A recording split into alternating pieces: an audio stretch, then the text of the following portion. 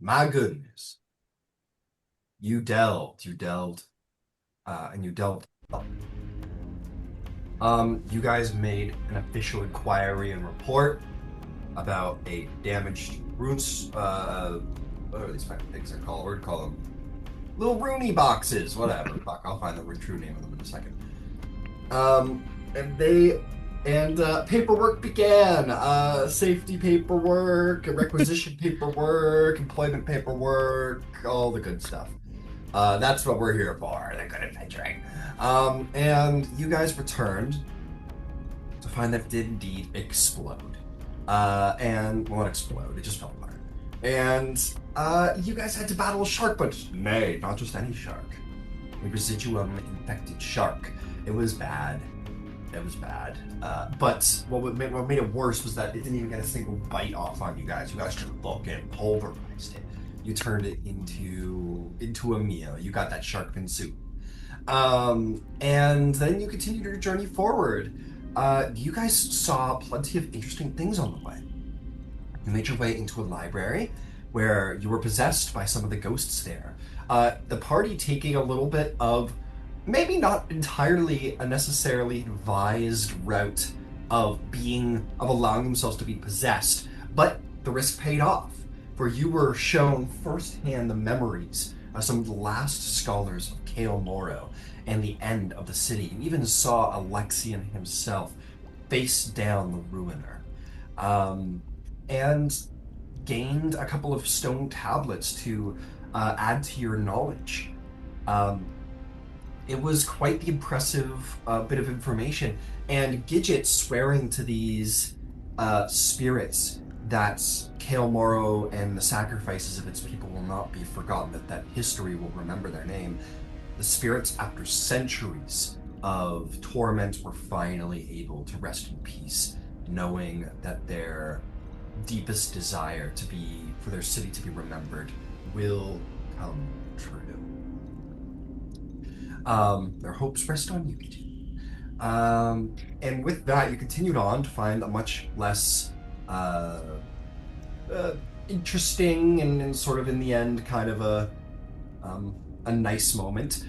You met one of at least the final remaining member of the Allegiance of Allsight expedition, and her shield guardian, a very not fun to speak to elf, who was sort of very on edge around all of you guys and didn't speak very kindly.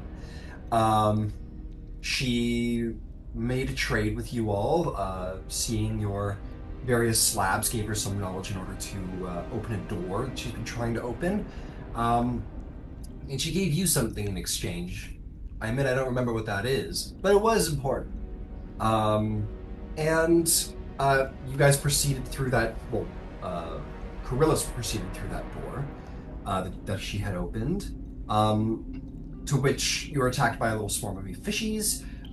This elf lady got mad, swam in, took something, and kind of shoved her way back out. To which the party decided, or at least Gidget decided, she needed to die for her meanness. You returned to find, to report her to Professor Akire, who said, "Oh yeah, my good friend, she's kind of a bitch. Sorry about that, but she's with me. The party suspects something is awry with her. This Galo Karada is her name, or I'm trying to say it again. Galo Kerda. There it is. Galo Kerda. I'll type it in the chat. But either way, you guys made your way out and decided that because you have had finished most of your objectives, all you have left to do is that's what Galo Karada gave you, is the location of the key you've been seeking to enter into Netherdeep. It was past the Temple of Corellon, way to the east of the ruins underwater. You guys decided to take a break from your exploration to come back for the key later and go and report what you have found and what has happened so far to the Cobalt Soul before proceeding. that is where we are today as you guys ascend up and out of Cael Morrow. And I move my cat out of the way of my screen. Um, so you guys breathe that sweet, sweet desert air as you ascend up, out, and away from Cael Morrow. That is not at all where I wanted to send you guys, but it's fine. Figuring it out. So to the Cobalt Soul you go, it sounds like. Um, Without issue, you're going to make your way across the city and find your way back to the Temple of the Mentor, the home of the Cobalt Soul here in Ankara. You make your way through and find your way back to your, uh, I guess your boss technically. This sort of young man, um, who runs this temple. Let me get that. Oh yeah, there she is. That grand bizarre music. You make your way back into the study of. Oh, where are you? Yes, Jamil Alithia, the high curator of this monastic order. He looks at you all and says, be pleased, back so soon. I see, as he looks at some of the wounds you made, or at least the bloody noses. You were seeing not a ton of physical wounds, but plenty of psychic damage. Goes, I see you have been through much, my friends. Welcome back. Thank you. Aboleth's hurt. Ow.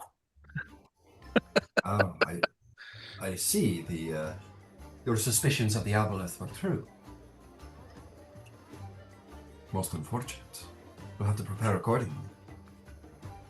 Yeah, so was this ruidium infused shark that was there, but we have killed it. Excellent. Glad to hear that you prevent. The problem as well is that the small bits of ruidium are getting into other creatures and corrupting them. Even the small specks could make something dangerous. I see. Most troubling. Very troubling. All good information, all actionable information, but I will have to take time to consider. Have you achieved your objectives? We have made it inside, and we have made a good allegiance with the woman there, Miss Insight. So yes, so far so good. We plan to go back in soon. Excellent, excellent. The key.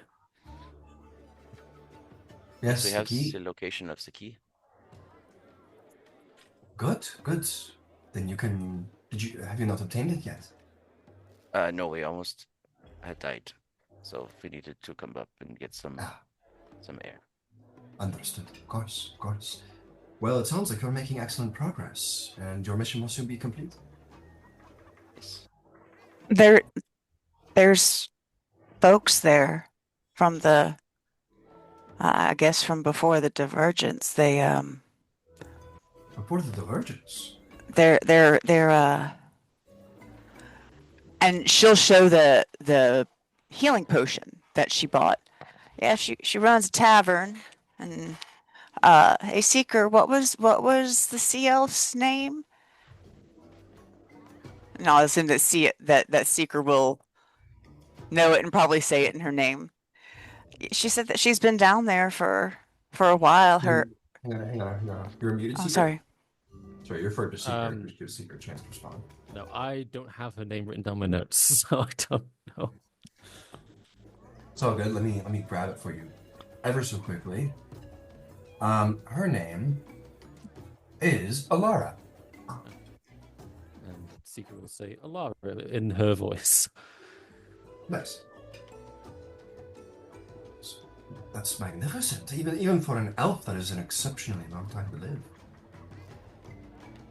Her memory's real fuzzy. I think it might be because of the ruidium, maybe. suppose that's Mind well, it's hard to know the erosion. bounds. It's hard to fully comprehend the bounds of residuum poisoning. Entirely plausible. Do you think it's possible that the residuum has granted her? Well, the residuum is recent. I'm so interested to understand how she has lived for so long. I don't know. I'm looking forward to talking to her again, but she don't seem to know anything about anything that's going on down there. Decent. Sequel looked to it was Pryor and Carillis who had the like joint vision of I think you were involved too, Seeker. I think you allowed them. yeah, I know I was. I was looking for the other two. I But had. yes, it was Pryor and yeah. it was Pryor and Pyre. Yeah. All right, my bad. Seeker will say Great Spear Glomush. And then just go.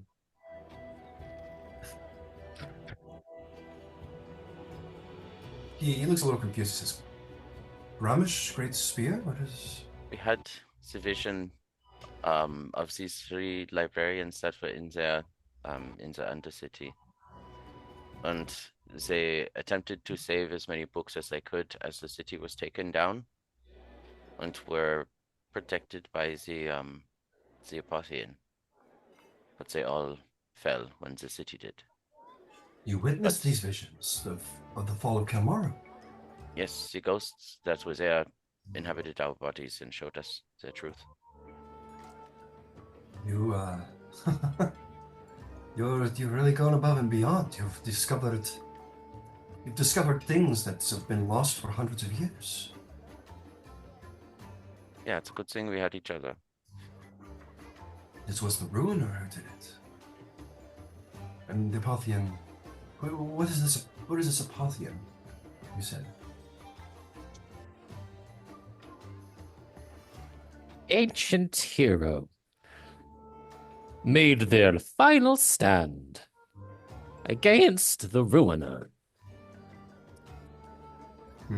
Bold. Fruitless, Alone. perhaps, but bold. And brave. Oh, their language is a combination of Elvish and Orcish. Like both of them, but mixed up. Incredibly interesting. It makes sense. We have known that Cael Morrow was originally or at least Ank'Harel was originally a Elvish and Orcish community. But they spoke a bilingual mix of the two languages. How interesting. At the impact site, great swathes of Ludium. Presently, or in these visions? Presently, Ah, black mass at the center. I see. Guarded by the Aboleth. Well, I can assure you I will begin to talk to my fellow curators immediately to discuss this aboleth, you say. It sounds like it is quite dangerous. Do not approach it, at least not yet, and maybe we will think of a plan for this aboleth, or decide if it's worth the risk for you to all face. But for now, it sounds like you've already achieved most of the goals. Ingratiate yourself with Professor Insights, and have you learned how to access Netherdeep? You said you found a key? We have Key. its presumed location, which we plan to go and liberate it. I see. And then hopefully the key will lead us the way we need to go. But it could be, as Sika is saying, that the place that is guarded by the aboleth may be where we need to go. It is something much like this. And you would know that by the directions that were given to you by our bad-mouthed elf, She directed you to ruins to the east of where you were, not to like the heart of Cael Morrow, to that Yeah, where the aboleth was guarding. but that was just the key. I was talking about Yeah. the door. Yeah. Mm-hmm. He says, yes, and please do not, when you find the key, bring it back. Do not utilize the key. I mean, I'm not going to tell you what to do. I mean, I'm certainly not going to be upset with you, but it sounds very, very dangerous. Maybe best to take the key, bring it back here. I will be able to pay you, and you could take some rest, and we can consider the next steps and see if the risk is worth the reward. In lieu of key, ruidium-infused weapon would also work. Ah. I see. Well, that certainly opens up the door a little bit. Unfortunately, any of the residual weapons that you have obtained for us have since been catalogued and destroyed. We do not possess them any longer. But the black market is always working. I suppose it's not impossible to track one down if worse comes to worse. But regardless, you should perhaps obtain this key. As I had said when I first assigned you the mission, our concern is that the Allegiance and the Consortium's concerns have taken to a more selfish place. It's not that we do not trust our allies in the Allegiance of all sides, it is good to, it would be good to have. Besides, they have put enough forward already to risk more of their warriors and scholars when they obtain this key. It may be too enticing to ignore.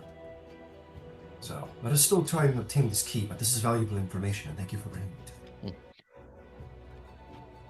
Seeker will also say, or sort of repeat back the words of a plan for this aboleth.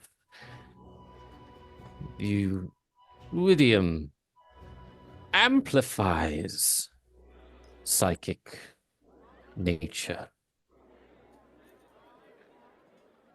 Well, that's not terribly good. Aboleth are primarily psychic creatures. That's where they gain most of their power. To have gained more through residuum, I can see why you would have returned for the rest of them. Well, please, take it. You sounds like you have achieved much. Take your much-needed rest, by all means. And return when you are ready. And maybe don't, if you can help it, do not tangle with this creature again. You will too much already. Never again. May I ask, if it comes to be that the only way forward is to face this creature, are you comfortable in doing that? Would you wish us not to call upon you if it is the only way into Netherdeep? I know that was your objective, no? Jeez, what must be done? I shrug. Tactically, we can't do it right now. If we have the means to do it, I think we need to, but like right now we'd get our butts handed to us. Well, entirely fair assessments. But I appreciate your openness to trying to figure out a better path forward. Very well. Please. Seeker will say, many hands make light work. With greater numbers, success is possible where failure was once a certainty. Always a fair point. Numbers have power. But please, for the time being, take some rest. Worry not of the aboleth, for that is not the objective I mean to assign. Take your rest, recover, go find the key once you're ready, and then I will be happy to pay you and allow you perhaps some recuperation time to consider what you have learned and achieved already. And then we might decide what to do next. Purchase some of the healing potions that you have. Yes, of course. I'd be more than happy to sell you some. Sick. What was his price again? Oh, I don't sell healing potions, no.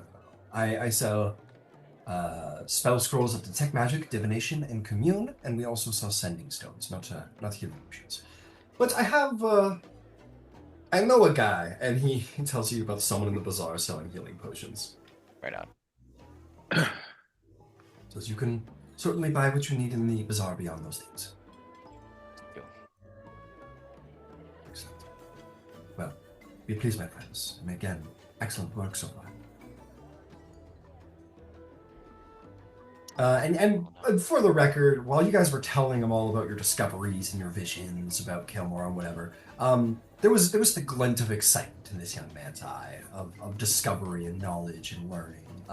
These things seem, he's young. He's got the little smile on his face, the glint in his eye. He isn't some like lifeless librarian. He's still a young man.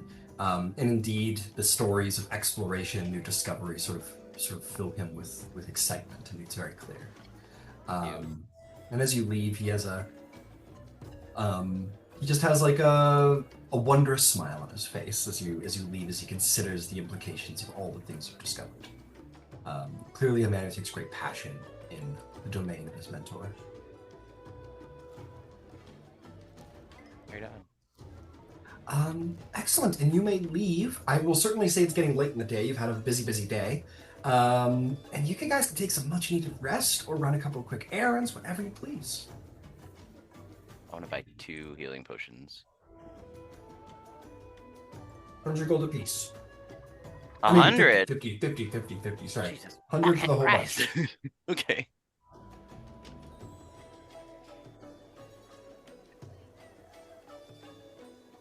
Seeker will look to Gidget and simply say, "A fine vintage," and then just make coin noises. Hell yeah. And Gidget thinks for a second. I don't think that is something we are going to get our best price for going to the market. I think we're going to need to find somebody who knows how to find a proper collector. He just plays to himself.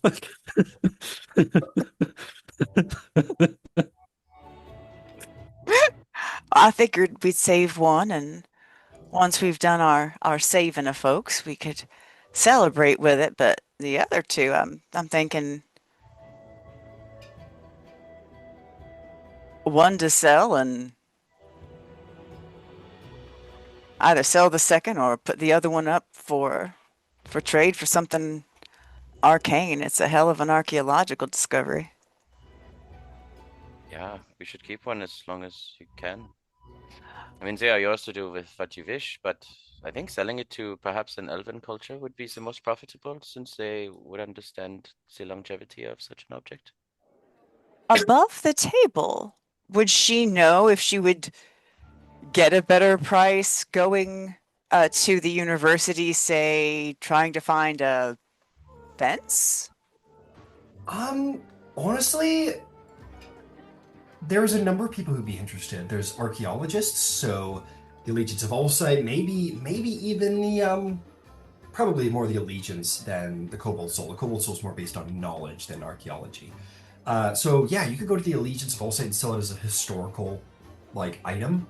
But then you could go to any sommelier and they would probably be like, hello, like, you don't have to be a French sommelier to appreciate high vintage French wine if you're a sommelier from America, right? So I'd say anyone in the archaeological community and anyone in the sommelier community will give you top price for it. Would that archaeological community include the university she was working at? The Crystal Chateau, the Allegiances, absolutely. Okay, so that's the all site. Yeah, that's the all site, yeah. And they're good guys. They're like, they're good. They're, all right. They're like a alignment good faction, absolutely, if that is a concern to you. Actually, I do prefer. So I'll suggest, we could sell one to the Allegiance of Allsight, and one to a group of sommeliers. We should get ourselves some money, maybe be able to afford some other things if we're wanting. Does that sound good to y'all?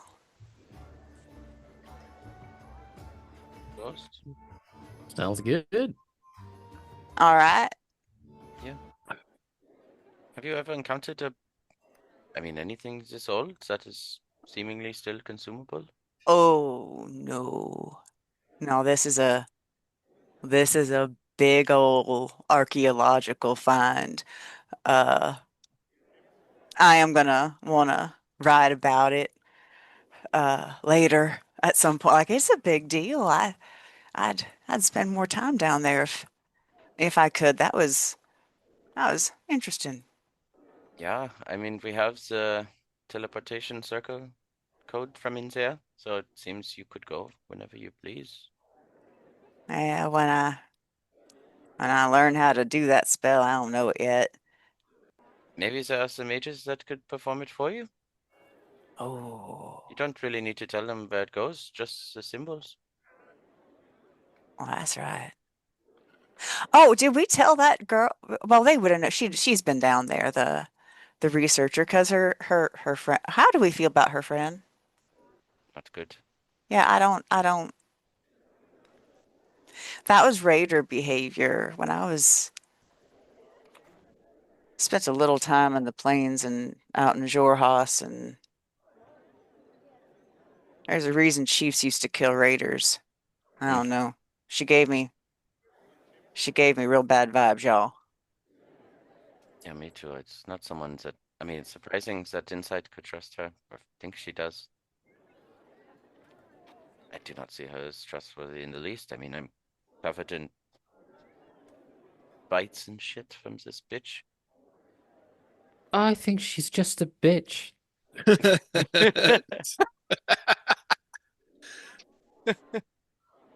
Distinctively, in like a distinctively like upper class posh voice. Love it. Well, as per usual, Seeker usually sees right to the heart of things. Yeah. He just taps the head. See, Seeker gets it. He always does. Yeah. Yeah. It was nice for a bit to be under the water if it didn't hurt so bad. You Although when look. I was coming to um Chigao in the first place, where I met the previous party members, I had gone through quite a bit of yeah, like the what are they called? Fucking the ocean currents. And was banged around on quite a few of the reefs, but this was much worse. Yeah, traveling from the Ashari to the mainland was quite the ordeal, but it didn't feel right to get out of the water yet. I guess I haven't really told you, but um, yes, I come from the water Ashari, and the oracles there gave me the vision that I had to travel uh, east until they said something very, I don't know, divination-y and about when the shore and the land sing in concert or something. So when I finally got to the land, the sea kind of pulled back and created the light refractions on the sand, and I that's where I started the journey. I'm sorry to sound simple, but I've heard. I feel like I've heard the word Ashari somewhere, but my brain isn't Yeah, grabbing onto it. that's okay. They are the elemental keepers of the planes of the elements around the world. So there is one elemental plane for each of the four, and they are centered in our Ashari settlements, where we guard the world from what could come in or out of the portals. Is there Put maybe simply. is there maybe one near Vasselheim An excellent and question. Isilra? Muted. Above the table, yes, it's Pyra. Okay. Yes, that would be the sister city of Pyra.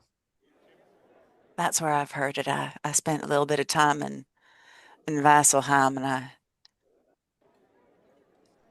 Hmm. don't know. I guess it was about 20-ish years ago, seems like some folks came in to report on something. I was doing some cleanup stuff. Yeah, but I come from I mean, originally I was born in Ice Haven in Wildmount, and then I moved when I was very little. So it was kind of a event that happened with me when I was little. I was put into a coma as they found me in the water, and I was crackling with the lightning. And they took me to the water shari in Aquas in Vesla. And that's where I lived for many years.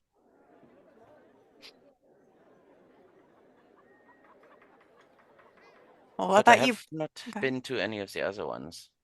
But I hope, I mean, technically this would count as my Aramente, but don't think there are any elemental portals down here. Aramente? Yeah, it is a trial where someone is chosen to leave their Ashari village and go to the other ones where they are challenged based on each of the elements there. And if you achieve them all, you come back and you basically become a leader in your element. Oh, that's really cool. Yeah. My father was supposed to be the one, but it changed when he met my mother and then had me, and then my event. I'm not supposed to call it an accident. He kind of put it aside to make sure that we were provided for and safe. So he gave it up. What about you, Prior?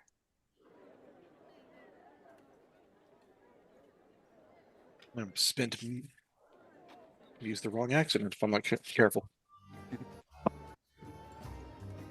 You mentioned Posh earlier with Seeker, and I'm like, I want to go there, but no. So, okay. So what's the plan? Who's going where? Who's doing what? Quick shopping, din bed, yeah? Or do you guys have stuff? Yeah, by all means, by all means. Yeah, depending on where you want to get food, you absolutely can.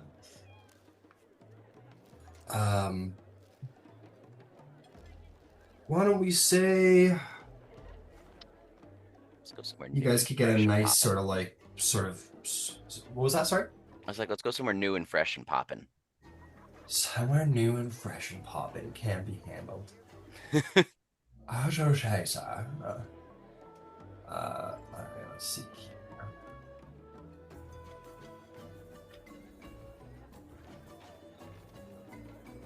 Would you like to go to the first eclipse? No. No, the second eclipse, please. The second one, not bad. It depends on what you guys want. You guys are doing all right for yourself. We're probably not going for poor food. If you want modest, you guys can go to the Harried Mongoose in the River District for some food. If you want us, you've already been to the Step Aside and you're looking for something new, so we could sidestep that. I mean, Carillas, you could take all your pals to the Lap of the Gods, where you went on your first date with your girly girl, and You know, why recall not? that it was the best food you've had in Al Corral, and maybe in your life, in fact. Yeah, let's do it. Yeah, all right. Party going out for a little post-archaeological dig dinner? Yeah, I'll pay for the food. They can pay for the drinks. Fair enough. If you guys want to eat here, it is going to be 8 silver apiece. So for all 4 of you, that's going to be 32 silver, 3 gold, 2 silver. Right. I'll just drop down 4 gold. All right. Tip nice when you go to a fancy place. All right. I'm just finding out what you're eating here today.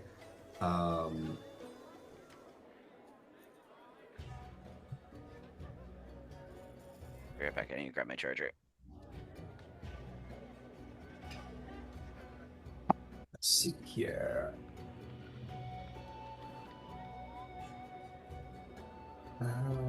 Oops. Sorry.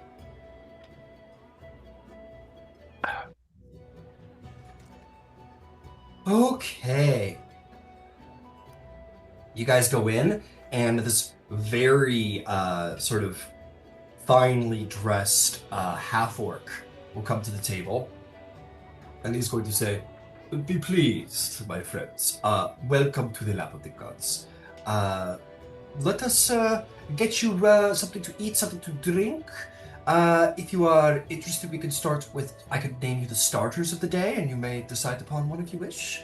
We also have soups, plates of grace, and we can get to the main courses later, I'm sure. There's also, of course, libations." Ooh, libations. Of course, of course. We have a fine variety, the first of which is our house signature cocktail named for our very establishment, the Lap of the Gods. It is a date brandy with saffron syrup and with a citrus peeled smoked and sparkling wine. There is, of course, for my non-alcohol drinking friends, the Sandstorm tea. It is a hot spiced tea with cinnamon bark, dried lime, just a drop of fire pepper tincture, and cardamom. We have, of course, if you're looking for something wine for the table, we have a red or a white Mirage wine, which is an imported dessert-grown grape fermented under illusion magic to preserve the perfect ripeness of the grape. What is it that you prefer? Daddy says always get the special, so I'm going to start with the Lap of the Gods drink with that saffron syrup. Sounds real good with the date brandy. Excellent date brandy with the Lap of the Gods. What are the rest of the three, if you'd like to That say? sounds good. Yeah, please. Very well. 2 Lap of the Gods. The rest of you? Seeker was recite Gidget's order word for word. Very well. Another Lap of the Gods. And for you, sir? That is pleasant to be inside of an establishment that's more fitting to my taste. I would love to have a glass of that red wine. A red Mirage is coming right up, sir. Drinks will be here momentarily. And as I go to get your drinks, would you like to order starters?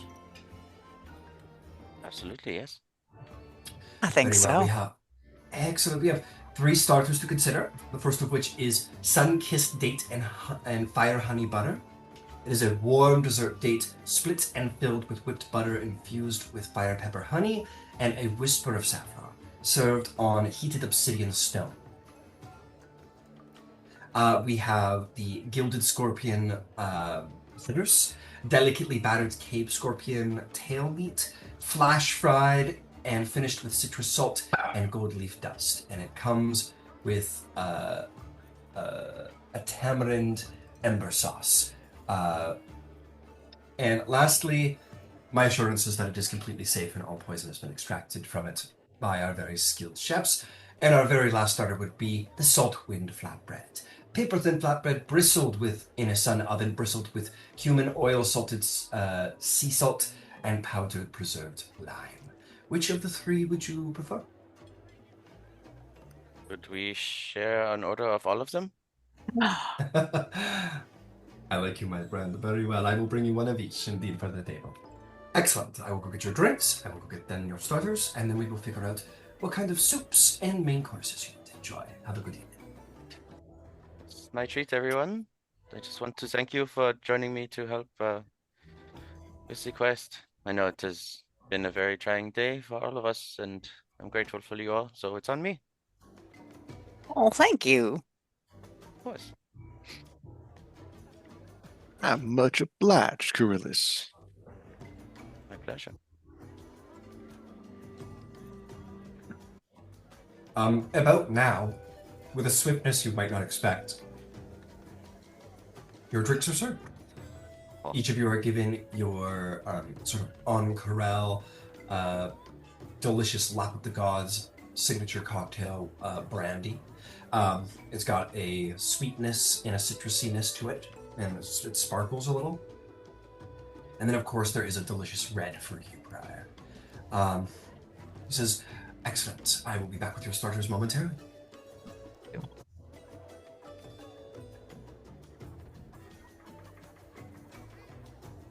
He's going into the beacon. Remember, Stop. that's what happens in Consecution. The person, like, is dying, they perform the Consecution, and then they're, like, Fast and the Furious, like, "Ah," and as he, like, walks into the beacon. That's what Consecution is. Right on. Do they detail like how consecution happens, or is it just up to the DM to, if you Up put to it the in, DM, figure it out it's a- yourself?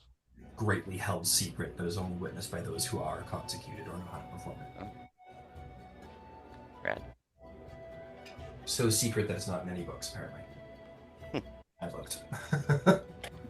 The only Well, detail is that it message. takes a group of people to perform. But we do know what happens when someone chooses to end their life sooner. Yeah.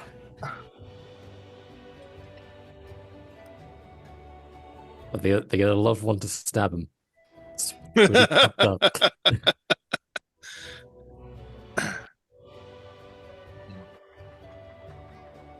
Yeah. We'll say about this time your starters come out. Represented with the sun-kissed dates and fire honey butter, which are delicious. You are gilded, the gilded scorpion fritters, which are also delicious and succulent. Not terribly, just like crab, frankly. And last is the saltman bread, which is a nice sort of sweet and savory, sort of carved mixing with it all, which is very nice.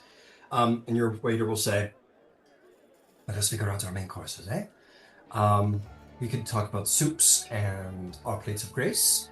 We have a Mirage Lentil Consommé and Pearl Coast Octopus Twice Touched. Those are our two starters. And if you want to talk about main courses, we have 3 options for today. The first is the Sun Tyrant Lamb Shoulder, named for the god of the sun. It is a 12-hour braised lamb shoulder, rubbed with desert spices, finished with pomegranate molasses and black garlic. It is highly recommended. There's also the Ember-Seared Cloud Ray, rare cloud ray fillet seared hot and fast, plated with fennel ash and preserved lemon pearls, and lastly with a butter infused with sky salt crystals harvested from floating reefs. And lastly would be the God-Sworn Feast. It is indeed for 2 or more. We could make this for the entire table, as opposed to 1 plate. It is a ceremonial platter of spiced meats, roasted roots, jeweled rice, and ritual sauce inspired by Onkarel's temple kitchens from the various religions and faiths.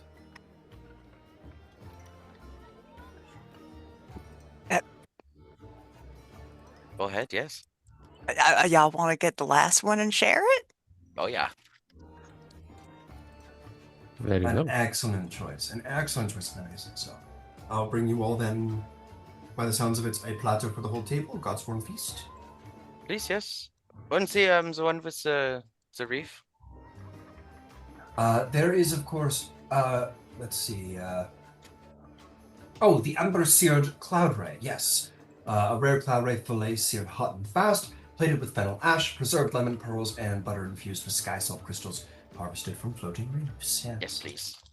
That one Very as well. well. I'll bring you. So I will bring a feast for 3 then, and then I will also bring the Ember-Seared Cloud Ray. Absolutely. Was there a soup or plate de grace you're interested in? The Mirage Lentil Consommé or the Pearl Coast Octopus Twice Touched?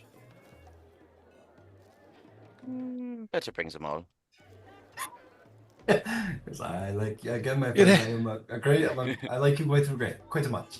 It has been a long day for all of us. And a good day. We got good stuff done at work. Did. So a little celebration, excellent. Very well, I will bring out both the consomme and the octopus, and then your feast will be served thereafter. And he will depart to go put your order in to be cooked. Hell yeah. I must say, this wine is quite delightful. Nice. Money's good too. Maybe true to prior there, the wine is indeed served in a large, elegant goblet. Gidget's one of those girls that when she's eating something that's really good and she gets happy, she like kind of dances as she eats. Oh, But she's Cute not thing. thinking about it at all. So yeah, she's very happy. hell yeah.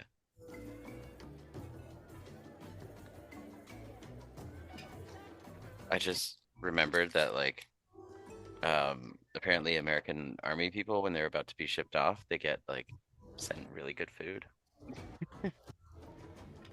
I saw That's one what we're video where there's a bunch of army dudes in like the mess hall and they're like eating like lobster and steak. The guy's like, "Oh man, we're so fucked. We're going to war, dude. We're getting lobster." Yeah, that's exactly what I'm talking about.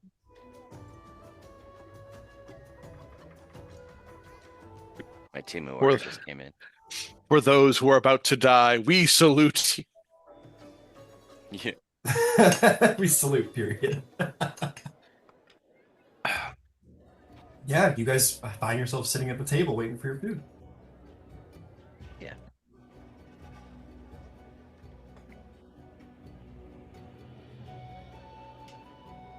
I'd like to find a weapon shop. I guess I should pick up a bow and arrow. I haven't shot in a while, but might be good to have one of them and a spear since seems like in the water, slashing stuff don't do as well as stabbing stuff. How are you with the trident? I have one. Say Oh, trident, rapier, I can't. not proficient. I am very good at fixing things, but my weapons tend to be on the simple side. I'm pretty good with a spear. I'm all right with a spear, which is pretty pokey. So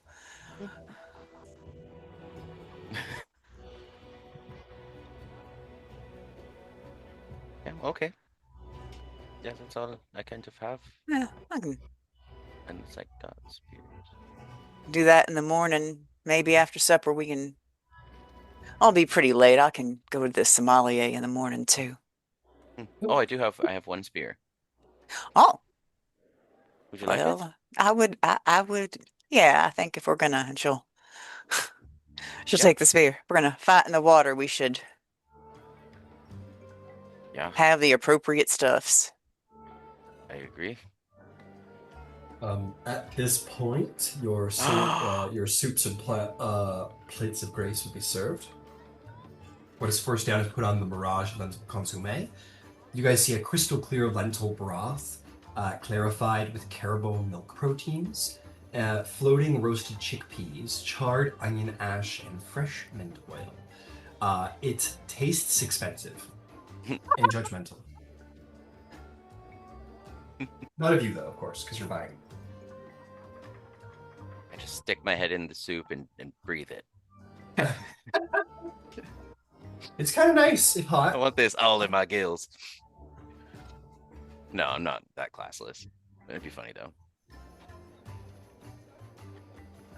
The orc says, "For how much you are tipping, sir, you could have whatever class you please." Like,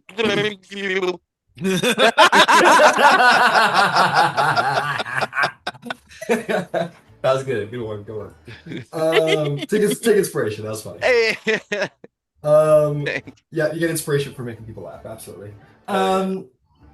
Next, and then what is also put down is the Pearl Coast Octopus, twice touched. You see a slow braised in citrus wine octopus that was kissed by open flame. It is served over spiced pearl caucuses. What the fuck? Oh, couscous. I always fuck up that word. Couscous. With hirasa glaze and cooling yogurt foam. The balance is very intentional, and it also looks as smug as it probably tastes. And it is excellent. It is very, very excellent. This is about to be rice touched. Nice. Yeah, and he'll leave you to enjoy your delicious and very expensive food. Hell yeah. This is good. We deserve this. I'm just like, Up in that soup. yeah. All right, amazing. It's ears deep in it. And after you guys are done eating it and going, oh, have you tried the? Oh yes, I've tried this. Oh yes, you are then served. As they come out, a plate is put before you, Coryllis, as they sort of like wrench the soup bowl away from you. Uh, Give it back. And then, no, sir, it is far too much. You are given the Ember Seared Cloud Ray. You look down at this delicious seared, flash seared hot fillet on a plate of fennel ash, preserved lemon pearls, and like a salty butter. It is very elegant, very tasteful, very delicious seafood. Oh yeah. And as for the rest of you, a platter is put right in the middle, and each of you are given a plate. As there is a huge platter, very much presented almost like a ceremonial offering to like a god. Spiced meats, roasted roots, jeweled rice, and a delicious sauce. It is presented with well, the guy begins to start. He starts go. He basically, you sit there as you're like getting like, okay, I want to eat. And there's a very brief explanation of like symbolism for like everything on the platter, where they're like, oh, the braised beef. You can tell that the jeweled rice is meant to represent.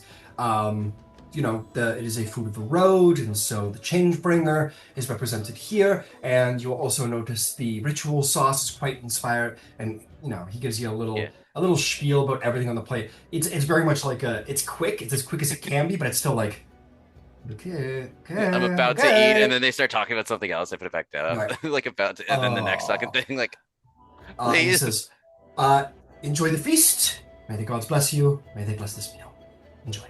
And he will then leave you. It's not too long, but it's long enough to be like, okay. And you guys can dig in. Hell yeah. We dig.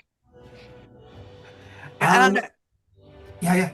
I don't know if y'all have ever seen a Southern girl at a barbecue. Like when you got the rib and you're just like gnawing on that rib. Like that's, I feel like that's what, I mean, she's little Southern girl dancing and eating and will probably gnaw on whatever bone happens to be there until someone takes it away from her. I mean, this is the happiest she's been in so long. Oh. Hell yeah. I don't know if any of you have ever been to Greece, but one of the like big street, I would say street food, is just like this platter of meat that they give you, where it's just like, oh, here's every meat cooked to perfection, and it's literally just like they give you a plate. It's a fucking pile of meat. Oh my god. Of like sausages and like everything. Sausages, lamb. It's incredible. You're like, what the fuck? Why is this not everywhere? So that's kind of what this platter is a little bit, and it's great. You got give me a little of the sausage. Yeah. Go around some of the beef. Yeah. Oh, okay, excellent. And you guys have a delicious meal. Why don't we take a little role play opportunity, or a little like sort of like what's going on behind the dome thing. So we'll start with you, there, Gidget. As this is probably the fanciest you've ever ate. Maybe there was a time or two on your adventures where you were treated by like the mayor of the town or like the town elder or whatever in their home, and they served you good food. But this is like Michelin's. This is the equivalent of like Michelin star in Exandria, and you've never had such good food. Taste is very, very laced into memory, I believe I'm told. As you eat this delicious food, what does it make you think of? Are you thinking like, oh, I made it, baby? Or are you thinking about your successes that led to the meal? Are you thinking about something else? Are you just thinking about the food? What's going on? Weirdly enough, I think that she's thinking about like all the people who might have had this same dish throughout the years, connecting back to the elven woman that we talked to earlier the day, like 1,000 years ago. Were they eating these same foods to honor the same kinds of gods in the same space, you know, Yeah. and Very nice. And ever the archaeologist, as you're eating your plate, you're thinking about what did they eat 1,000 years ago. Incredible.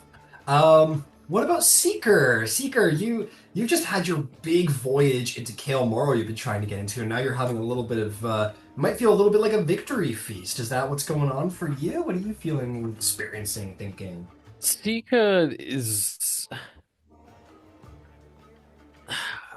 not used to dining. Actually, no. If I think of no, Seeker has been to like fine dining many times, and they've had like a good week of selling info, and they've made a bit of money. They very quickly spend it. They are not frugal. So for the Seeker, this is like almost exactly what's to be expected. Oh, you had a really good day. Time to spend. Nice, a little reward for our day of Yeah, hard and work. Hell yeah. Seeker is not in any way like subtle about their the way they conduct themselves at like a meal like this is not refinement or elegance or particularly being polite. This is tilting your head back, taking this like beautiful cut of meat and just going for everyone to see.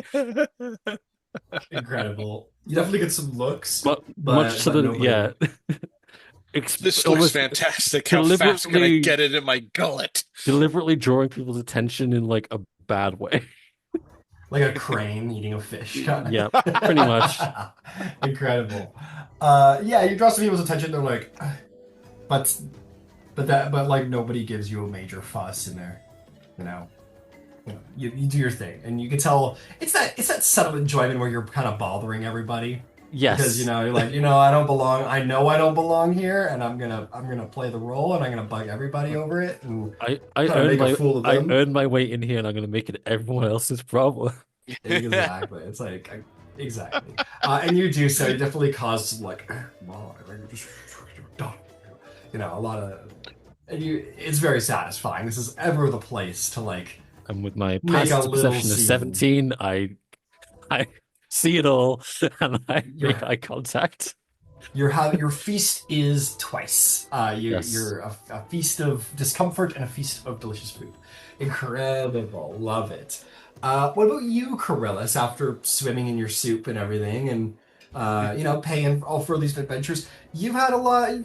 We're not thinking about all that right now. We're having a delicious, wonderful feast. What's Coryllis's experience? What is he thinking about?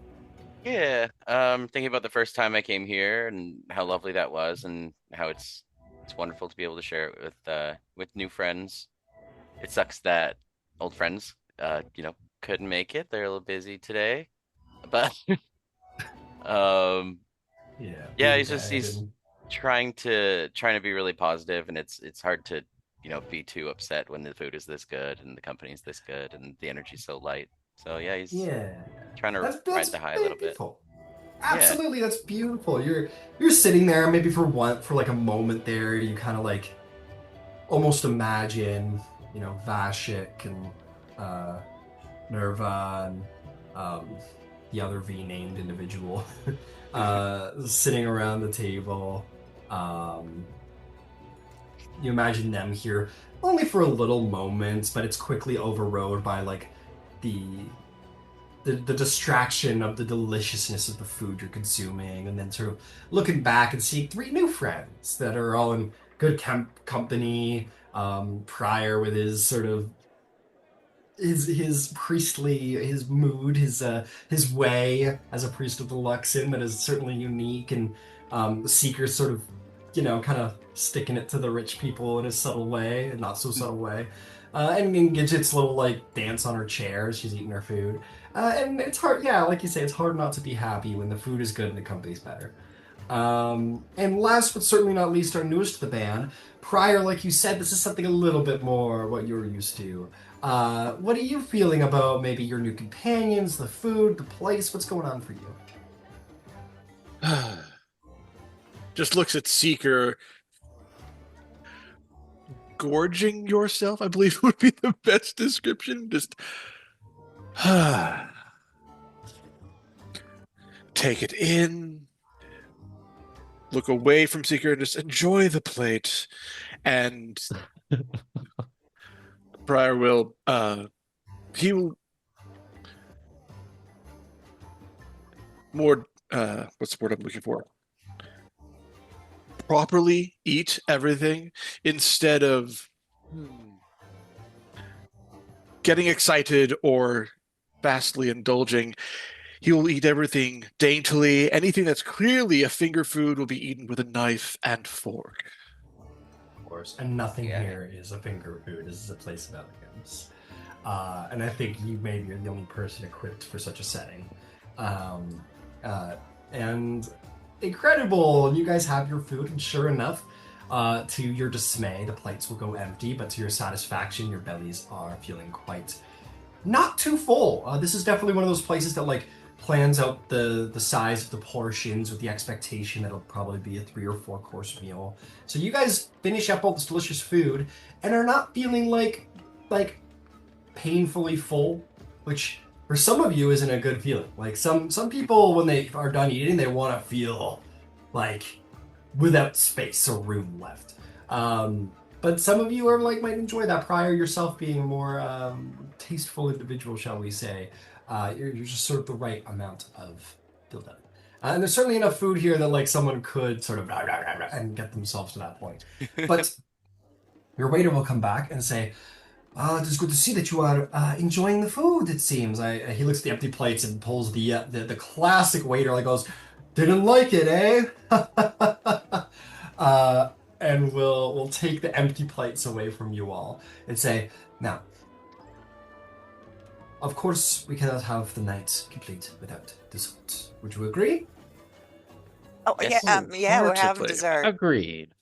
I see that we're all in agreement, so allow me to tell you, we have 2 dessert options for worth sitting for tonight. The first of which is the golden milk custard of the dawn. It is a silken custard infused with turmeric, vanilla, and warm spices, topped with honey pistachios and edible gold dust. It is very comfortable. It's very enjoyable. And lastly, we have a black fig and ash chocolate porté. It is a dense dark chocolate layered with roasted fig paste and smoked salt. It is served warm with a bitter coffee cream. Which is to your preference, each of you? I think you know what I'm going to say. You want one of each? Yes. I see, understood. One of each for yourself, or is it one of each for... Let's do 2 of each, and we will split them. 2 of each? We will split them. Very well. I will bring you 2 of each, absolutely. And I will say this. We have, of course, a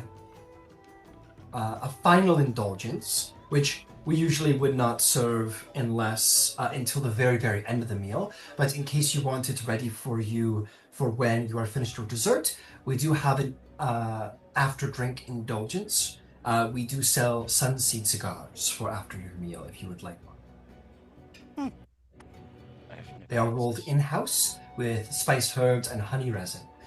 Very delightful after a full meal. I think that would be good. I agree. Excellent.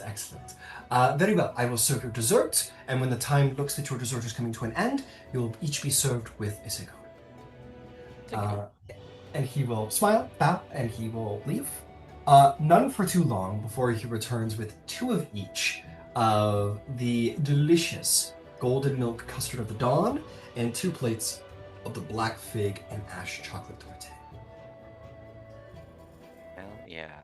Tonight we live, you guys. Tonight, we live. Tomorrow, we go and try and fight that owl if we die. Yeah. I don't. No, You know, everybody has the thing that they like, and I think it's important. But I think I like the eating better than the gambling if I'm gonna have a vice. I don't blame you for that. Also, to be fair, I have made some good money gambling in here last week. Sure did. Oh, One of my friends taught me how. you should probably learn Marquesian if you're gonna spend, a whole lot of time with your lady friend. She seems real nice, but She's you very could sweet. Yeah, we have. probably Well, do a little less pantomiming. she's been teaching me a little bit, and I'm teaching her a little bit. Seeker There's also just kind of a starts, charm, I think, to them not being able to speak the same language. I think there's something charming Totally about agree. it. Seeker just starts rattling off the Marquesian alphabet. Oh, right now. Yeah. A B C D E F G in the middle of the tower. This is a nice place, man. The fucking alphabet. Well, you have to start somewhere. Yeah, this is true.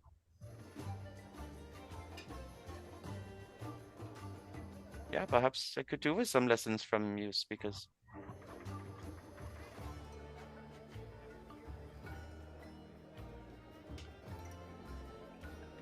if you don't mind teaching, that is. Seeker will kind of pull this over and then shake their head. No. You are a great student, Seeker. Okay, but not so much the. Okay, that's fine. As you guys find all too soon, you're sort of scraping the last of the chocolate off of the plates, and the last of the custard goes down. Servers come and take all of your plates away, and then one server each is going to approach you, hand each of you the cigar. Some of you know what to do with it, some of you don't, which is just to smell it and approve the smell. You guys probably end up following Prior, in fact. You guys are like, oh, thanks. Oh, okay. And yeah, Prior smells it. Prior, you're probably like, yeah, it smells good. They will sort of chop the end off, give it to you, and then they will, each of them using a cantrip to make a little flame at the end of their finger, will sort of like a torch, sort of carefully light the end of each of your cigars, and you can enjoy a little post-dinner smoke. Love it. I'm gonna let Prior off the hook because Prior seems to have like a background with elegance and knowing what to do. Prior, you probably smoke that cigar with good elegance. Krillis, Gidget, and Seeker, I'm gonna ask for you guys a basic intelligence check to see if you know how to smoke a cigar. Okay. Sure. 21. Yeah. Okay. You're good. 12. Seems 12. right. Okay. All right, so it's an 8, but she rolled a 1. So, Krillis and Seeker, you guys know how to smoke a cigar. You're like, yeah, don't breathe it into your lungs. Just like kind of bring the smoke into your mouth, enjoy the taste in your mouth, and then breathe it out. Do not take it into your lungs. It will not be pleasant if you do so. I love the idea of a Kenku smoking a cigar, like the idea of a cigar like in that beak. Yeah. Logistically, it doesn't make any sense. but I think aesthetically, it's it like looks incredible. you just like see like where everyone like all the sort of humanoids have to like sort of take the cigar out quite frequently to expel the smoke. Seeker's just holding in and just more as more space gets filled in. It just constantly is just like a vapor coming out. Yeah, exactly. Yeah, sorry. Seeker's just sort of chilling as like smoke just starts leaking out the sides. I think it gives mob boss, I think, honestly, from Seeker. As for you, Gidget, you're like, I've smoked hookah before. And you see Gidget pull a Pinocchio and just go, Oh shit. like, pull it into her legs as hard as she can. Gidget, I want you to roll me a pretty high con save, because that is gonna hurt.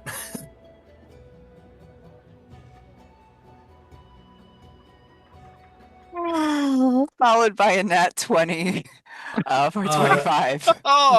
Which is honestly that the fact that you rolled well is probably worse. Gidget, you see everybody else chill at the table. You kind of you pull this cigar like into your lungs, and you like, and it hurts. It burns. It hurts. But you see everybody else at the table kind of like enjoying it elegantly, and you don't want to embarrass yourself. So you're like, holding it in and kind of like slowly letting it out, and you manage to like grit your teeth through like the burning pain in your lungs and like the suffocation of it, and you're just biting through it.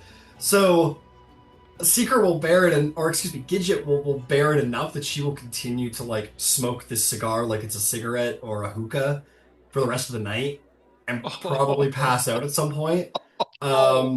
And none of you will be the wiser because she's putting on such a brave face. It's like, oh, everybody knows how to smoke cigars. We're pretty cool. Gidget's like,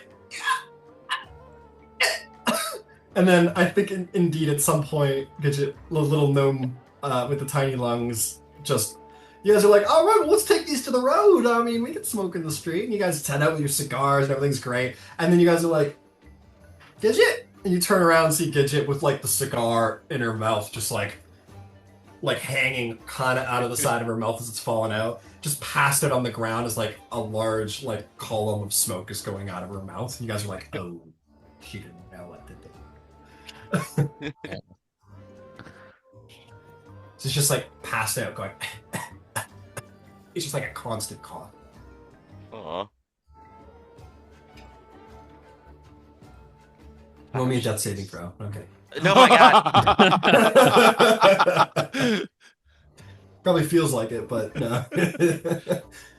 I'll hit her with a spare the dying. That's what I want after hitting a bong, that fucking cantrip. It probably helps a little bit, Gidget, but it's a survival cantrip, not a relief cantrip. Yeah. So you're still like, don't let it fall over.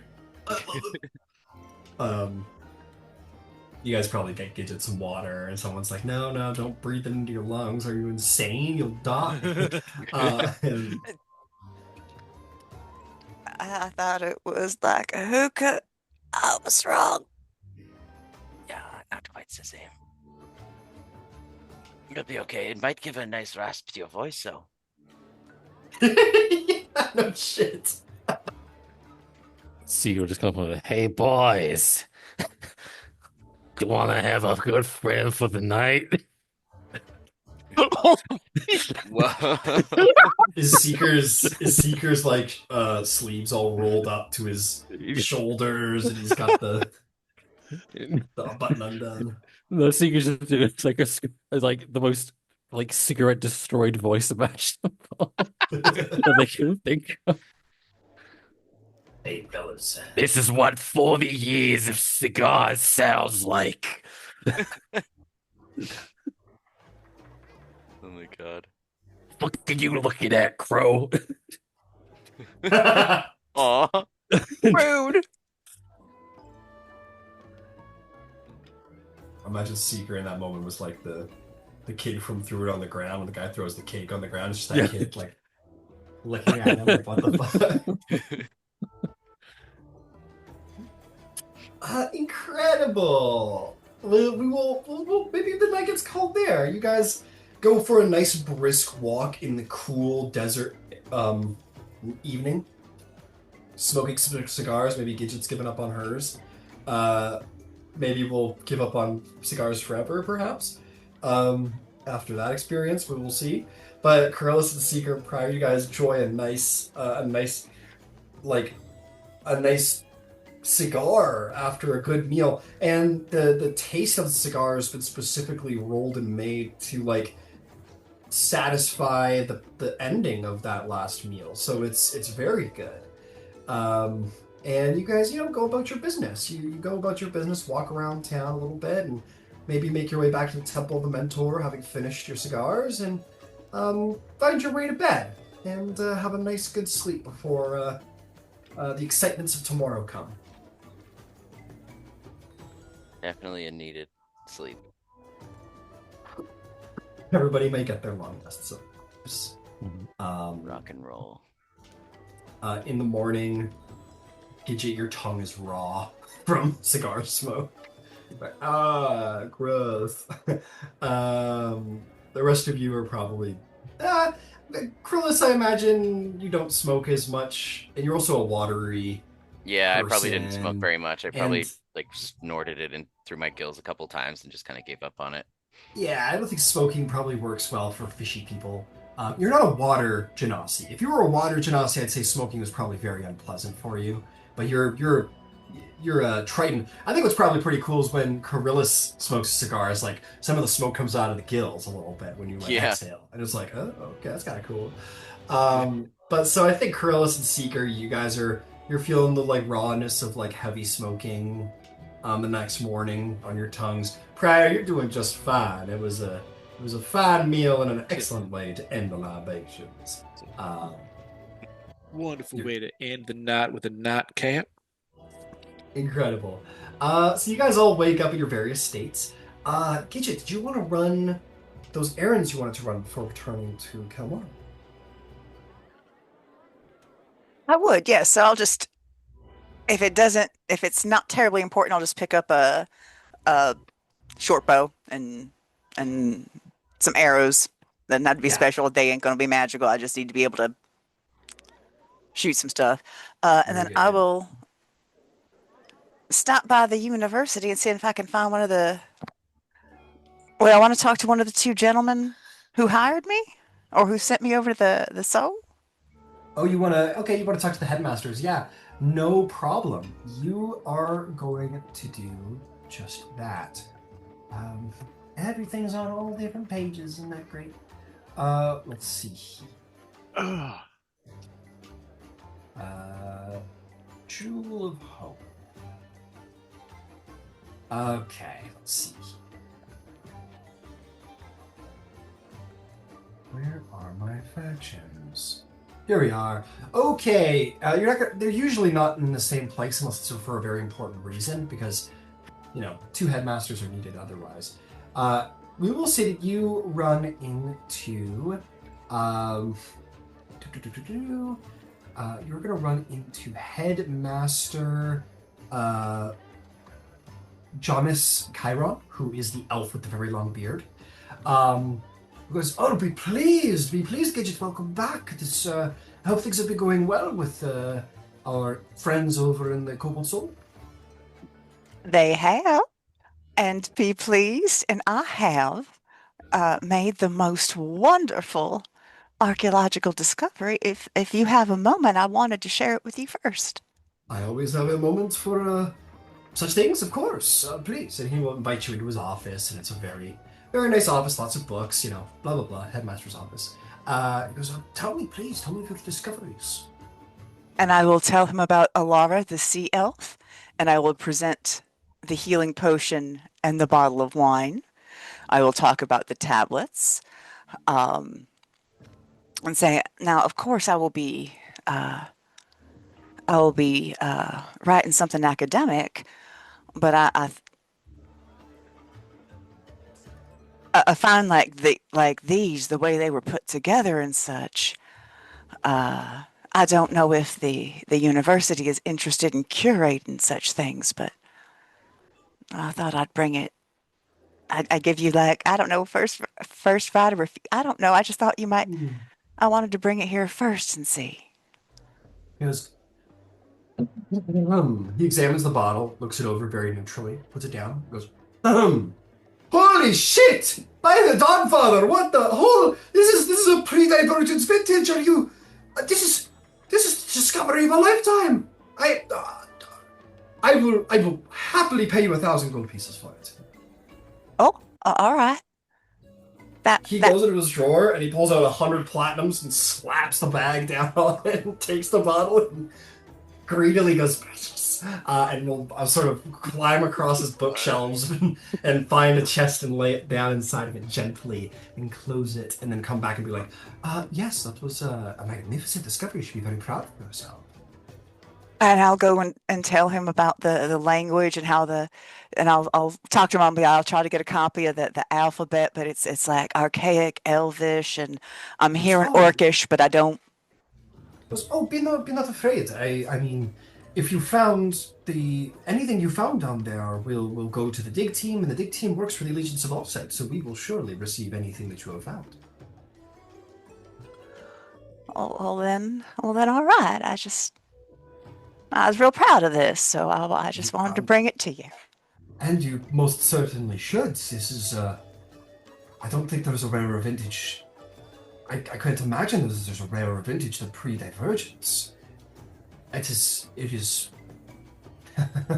I would highly recommend it. I think I admit, as much as the scholar in me wishes for anything else along those lines, I think it would be a crime not to sell at least one of them to a proper sommelier that they might actually enjoy. Because, you give it to us, it is going to get, put away behind a glass pane. You give it to a sommelier, someone might actually get to enjoy it. I think you're probably right. No, I'll get to that next, but the scholars first. The scholars first. For that, you have our deep appreciation. Thank you very much. And as I said, any discoveries that you find and you present to our lead archaeologist down at the digs at the base camp, they are allegiance of all set. Anything that they find comes through us. I have already received the 50 pages of requisition orders for a new to repair the technology down there. It will take some time to produce a new one, get the proper, it takes time. Yeah, Seeker and I both looked at it, but fixing it's beyond our skill. Oh, these things happen. In the front lines of archaeology, equipment gets a little worn down. It is to be expected. But it takes time to get things back the way they should be. Oh, she'll hop off her chair and say, y'all have a great day, be pleased, and head off to meet back with the team. We'll see you sommelier tomorrow. I know we want to get back down there. Fair enough. Yeah, we'll say you did this early, and when you come back, we'll say, unless there's anything else the party wants to do, the party can be ready to go. When everyone gets together, she'll take a minute and y'all have seen her play, and you've seen her play on her violin, or her fiddle, which objectively the violin is beyond her ability to play it. Like, it's a master's thing. The banjo, lute, looks like a solidly well-built instrument, and it looks right in her hands. And she'll, yep.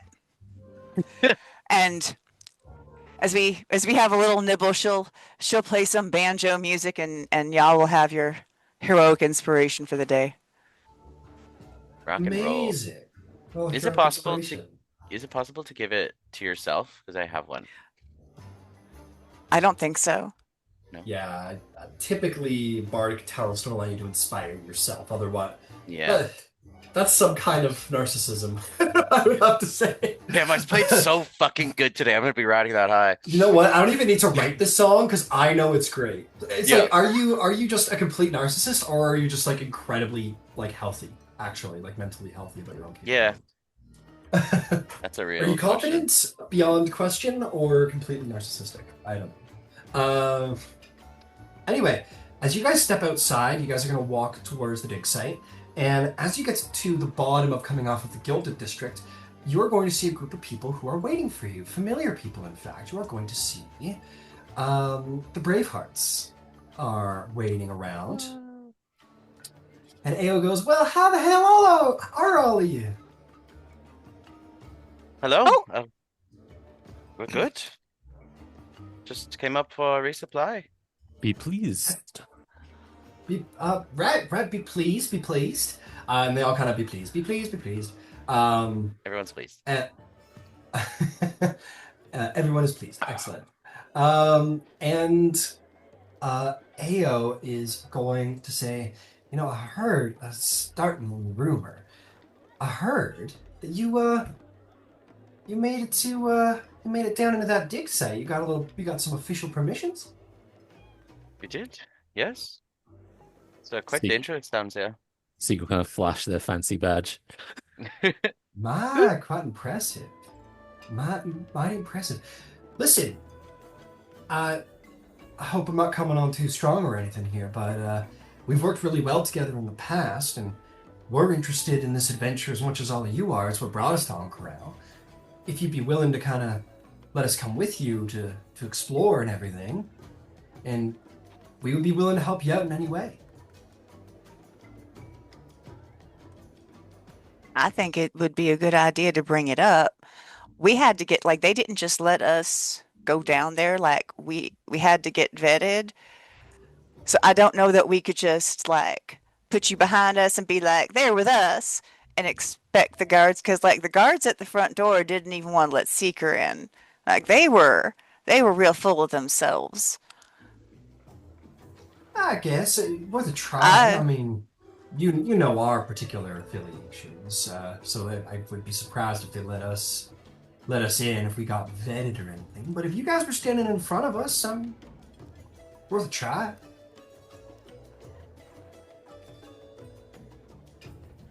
Don't you work for the consortium? Because it's true, we have worked for the consortium, do work for the consortium, but rest assured, our groups have traveled. I don't know most of you, and like sort of looks around at Seeker Gidget and Pryor, says, but Krillis and the rest of us and the original party go way back. If you'd be interested, sort of referring especially to you, Krillis, being like, Yeah. if you'd be interested, I mean, like, we would of course prioritize and like help out. We don't mean to like, pull one out from under you. We're just interested in the adventure. Are you able to make it down there? Like, of your own volition? I mean, probably, but it would require some less than kind measures to get down there, if you understand what I mean. Yeah, I understand. But we want to get down there, and we thought, hey, what better than to do it than with some old friends, huh?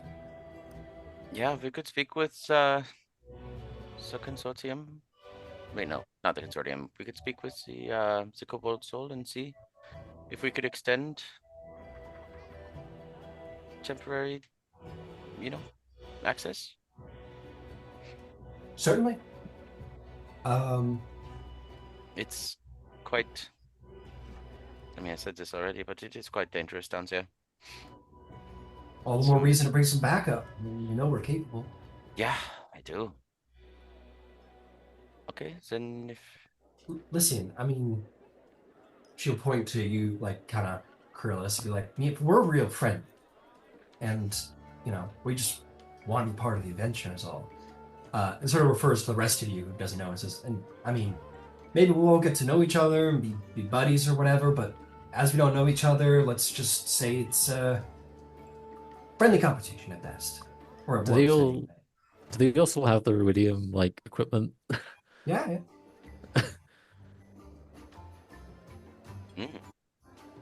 Hey, you got a vestige. We gotta make up for it somehow. Seeker kind of, for as much as a Kenku can has a look of sort of genuine like concern. Your equipment erodes the mind. Says, Gilsariad will say, only if you don't know how it properly works.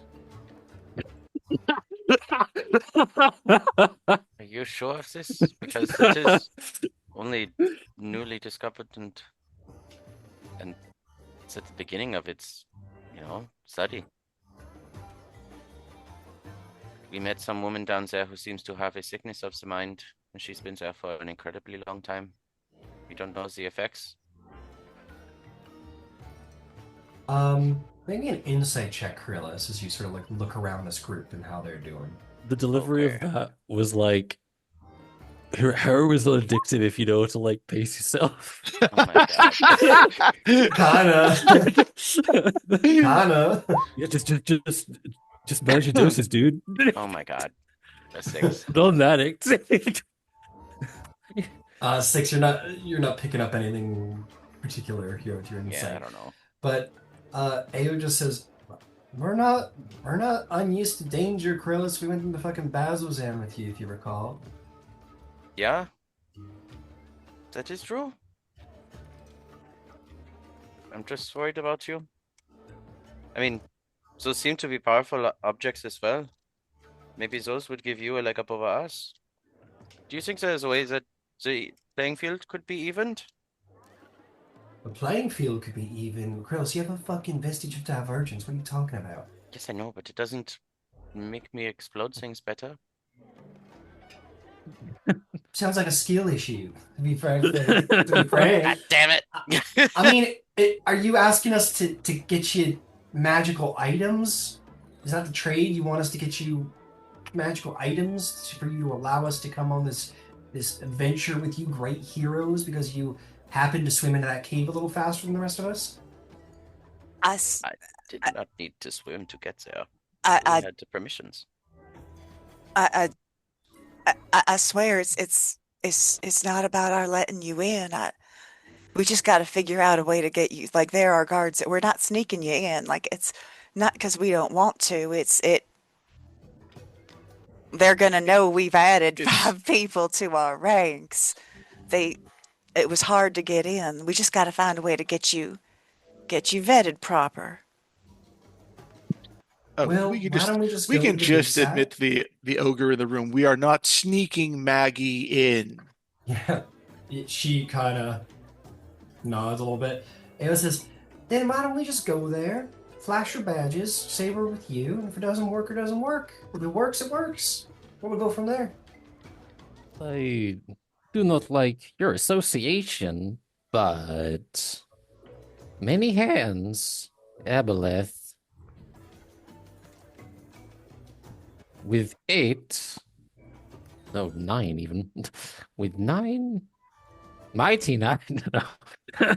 9, Oh my god, we've done it! yeah, 9, You won. You win. 9 might turn tables.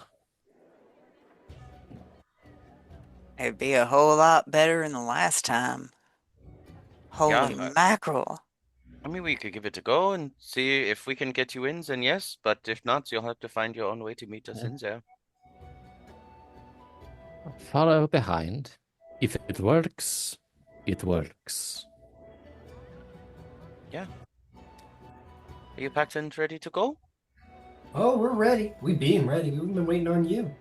I mean, look, if you're not comfortable or whatever, we could just simply call this, call it a competition of skill, and we'll find our own way in there, and then we'll see who really ends up saving the Apothian. Or we can work together, and you can get past that big old aboleth. Yeah, I think Entirely getting up to past you. it is good. Let's give it a go. It's worth noting that Seeker's armor looks distinctly different than usual. Where like there was kind of before clearly excess metal that to allow for it to grow. All of that is now concentrated on just one singular gauntlet. So they kind of just look like they have a massive metal Mega punching Man. glove. Like That's Mega Man. kinda, yeah. Big old blaster. Yeah. Sick. So we should go? Let's just You go. have means of breathing under the water? Ayo just points to herself. I mean, Um, you know, then I gesture to the rest of them. That's actually a very good question. Let me go look at their stats. Galcian's probably cooked up something by now. Wait, we have to be underwater? Oh, never mind then. Ugh, fuck this! Fucking hell. Galceriad very plainly says, of course. Standing. Okay. Then we go. Where are we meeting them? Like, where did they pop out at us? At the bottom of the Gilded District.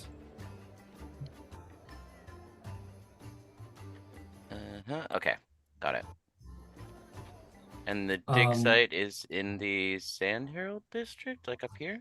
Is this it? It doesn't matter. You go there. you Okay. find your way there. You find your. I'm pretty sure it's in the Sigil district, but anyway, you find your way on over there. Oh, this pit, yeah. I'm gonna check here to see about their entrance. I'll tell you what. It's as good a time as any to take a break. Give me a chance to see if these guys can actually get made into Cael Morrow. I just know that they're supposed to pop up right now. Okay. So yeah, let's take a break. Back in about 15 minutes and get back to the adventuring. All right. Sweet. Gidget'll split the coin at a time when we're not, in the middle of the street. Got it. Okay, sweet. How are you splitting it? I'm gonna take the initial investment of 50 gold off, and then I'll split it 4 ways. I'll split the 950 4 ways. Okay.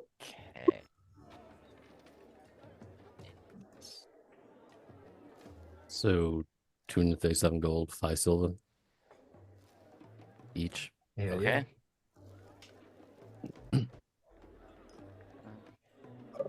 Okay. All right. We'll be back in about 10 minutes. 10, 15 Yay! minutes. Cool.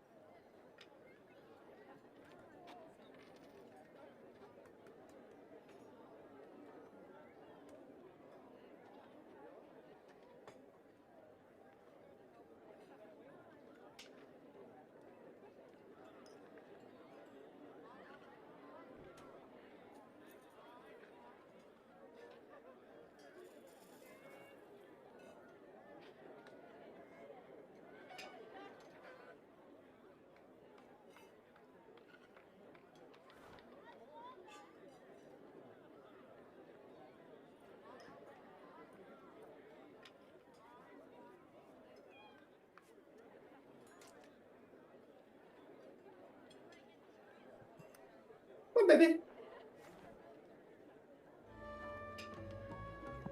Smoky smoke, making a low time.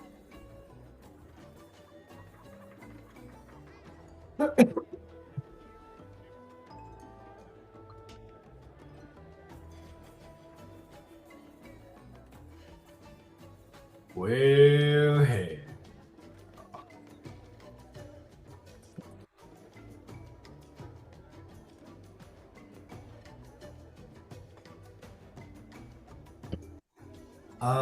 Okay.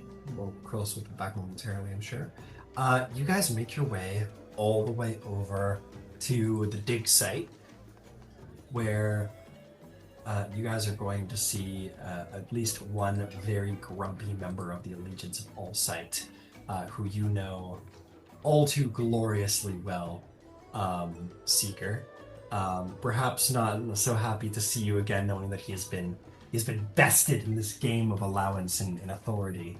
He sees you again, and immediately you can see like the saltiness. Yoo-hoo. You walk over. You walk over to him to excavator Haxor, the orc. He goes, "Seeker, be pleased." Oh, be pleased. I assume I assume you're entering back into the maw. Indeed, indeed. Well, let's see those badges. Just dangles it. Yeah, the guy is clearly like on a hope that you don't have it, so he can be like, "Oh," or whatever. He looks very closely at your badge to see if it's a fake. It's not. Isn't it pretty?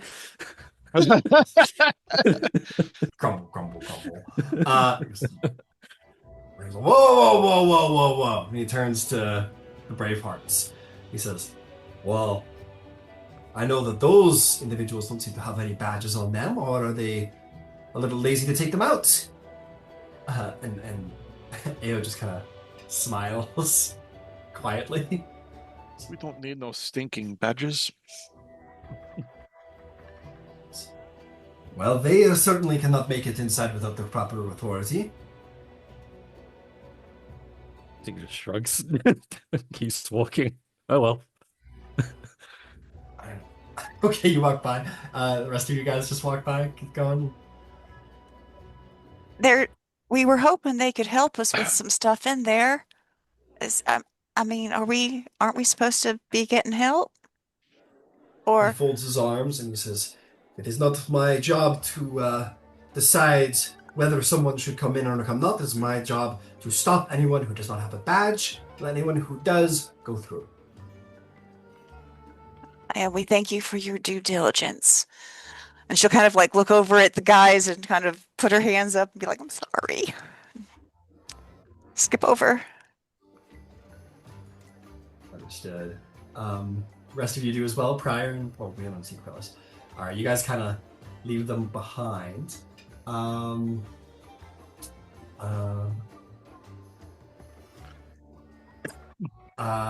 Just because Krillis isn't at the table yet, I'm not going to inflict anything on him. But I think this is going to affect things for Ao. Not just for you, Seeker, because you were like, fuck whatever, I'm gonna fuck. And kind of walked by. Seeker just kind of said, like, well, you can fall behind if they don't let you in. That's not, if it doesn't work. So this is Seeker entirely following through on what they initially said, which was, if it works, it works. If it doesn't, we're leaving you behind. Yeah, that's fair. Gidget tried. I like my relationship system. I'm gonna play with it. But no, that's fair. She kind of like, she's kind of neutral with all of you, so she's, oh, we'll just keep it there. She's just gonna be kind of neutral, and everyone else as well.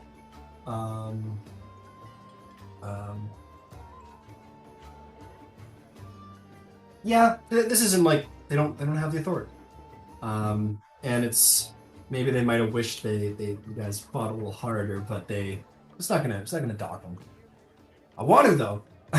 I want it known for the record, but I think it would be that I want it. because it would be fun, but I don't think it would be fair to, so I will let it go. You guys descend down, leaving a very sort of like, not mad, but like, shit, look on the Dang it! on their faces. I think AO will say, "Bad or not, we'll find our way down there eventually." The guy goes, "The fuck you will. Get out of here." And they kind of grumble, and the brave hearts wander away. And you guys descend. Unfortunately, there will not be a lot of entrance. But you saw the look in Anna's eye. You don't think that rules will hold her back forever. Something as simple as rules. You guys get all the way back down to base camp to where Professor Insight is like, "Be pleased, welcome back. It's good to see you all. You mean to continue your delve? Excellent. Have a good day." I have so much paperwork to do. Actually, I'm really behind on my inventorying after having to do all that paperwork for the Keystone. Oh boy. But I hope you all have a good day down there. And you know, if you run into my buddy, who has a very long elven name, maybe just don't talk to each other. And yeah, cool. Yeah, if you see her, tell her to don't engage. Well, I don't see her. She stays out there, and she's the forward excavator. So you will probably see her more than I ever will. She is an Any Allegiance other of bad All-Type news? member, as you all are as well. So at least tolerate one another. Yep. And then I just walk away towards where we're going. Coryllis, Gidget. Yes. He says, Coryllis, Gidget. I do their voices. Yes, my friend. Seeker will like take out the kind of chain of tokens and hold up a couple of them, and will say, "This one is for the absorb element spell." And she'll point and they'll point to Coryllis and say, "Do not be afraid. I can take it." This will help me absorb the element. Can I like Arcana or something? It's not a scroll. It's literally. I'm conveying that I'm prepared the absorb element spell. Oh, Yeah, okay, so- okay. so Oh, they're your spell. Okay, got it. Yeah, Seeker has like a chain of tokens that they ready each morning that fit into Right. slots in the armor that gives them the spells. Right on. Yeah, I was like, are you giving me something to use? Yeah. Like, cool. Basically, Okay, telling right on. you, do not be afraid to like fire lightning at me if it comes down Gotcha. to it, or through me. I can withstand it. Okay. Good. Yeah, because underwater I've been very careful to not use the lightning. Just I don't want to hurt anyone else.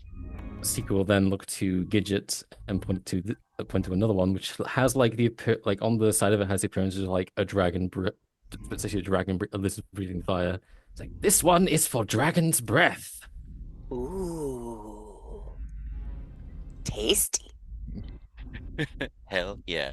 In a pinch, will be devastating, though painful. Oh, But keep that in. make your requests, and I will grant. Well, thank you. Do we have ways, like I still got air bubbles, so I can bubble myself, and Seeker, I think you can bubble yourself, so just one of us has to bubble prior, and then we'll be good for the day.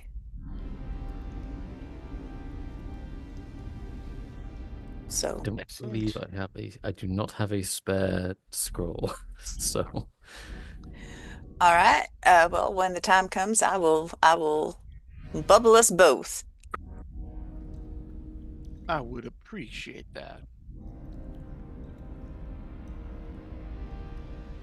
Excellent. So Well- everyone will be able to breathe, yes?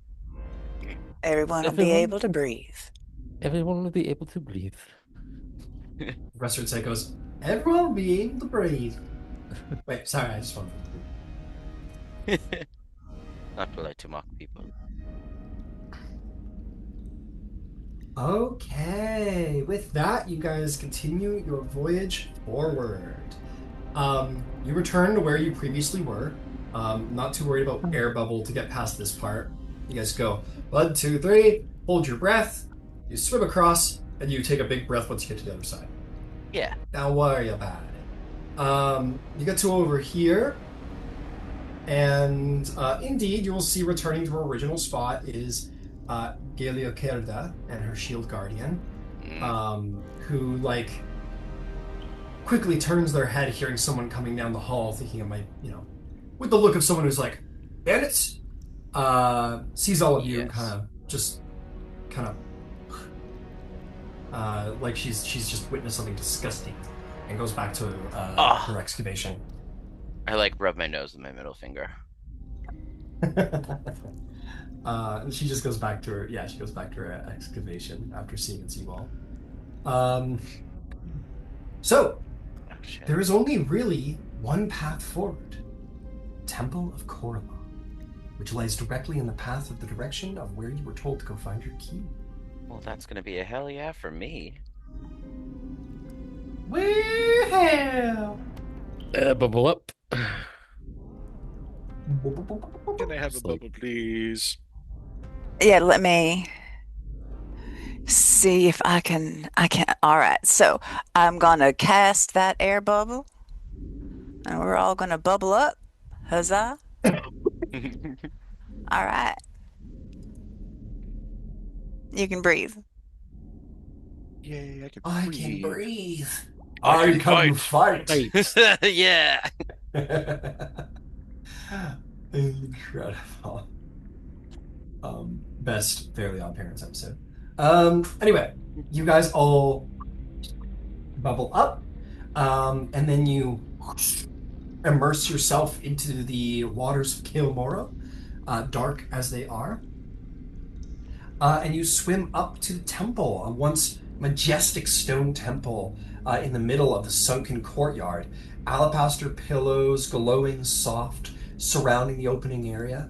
But however, there is a pulsating red light that issues from an archway that leads inside the temple. Oh Do you my approach or God. do you swim by?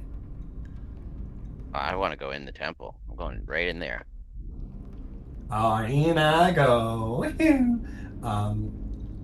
Very well.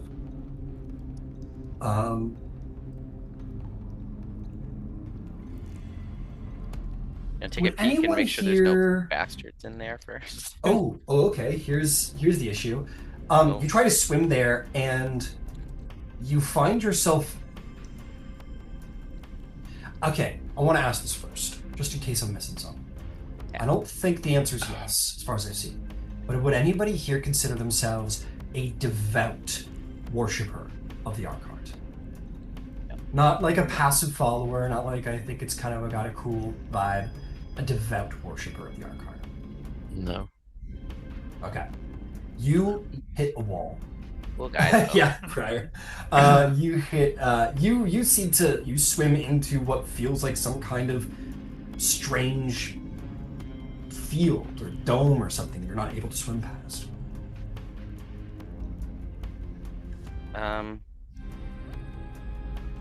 Can I take a religion check? Yes, by all means, make a real check.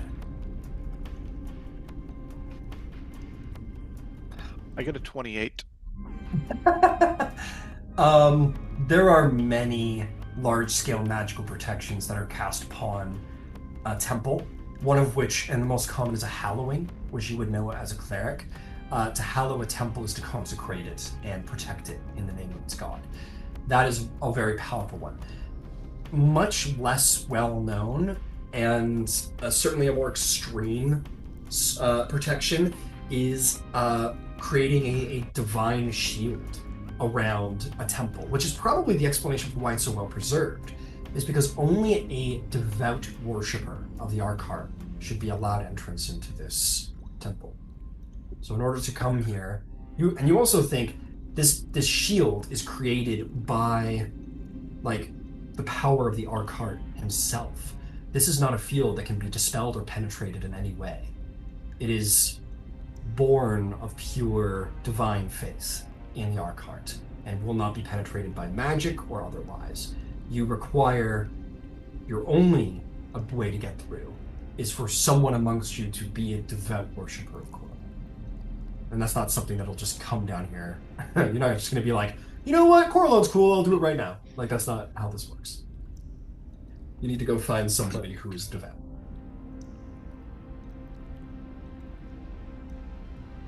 Can I put my hand up against the force wall and I'll use an action or whatever to brighten up the vestige?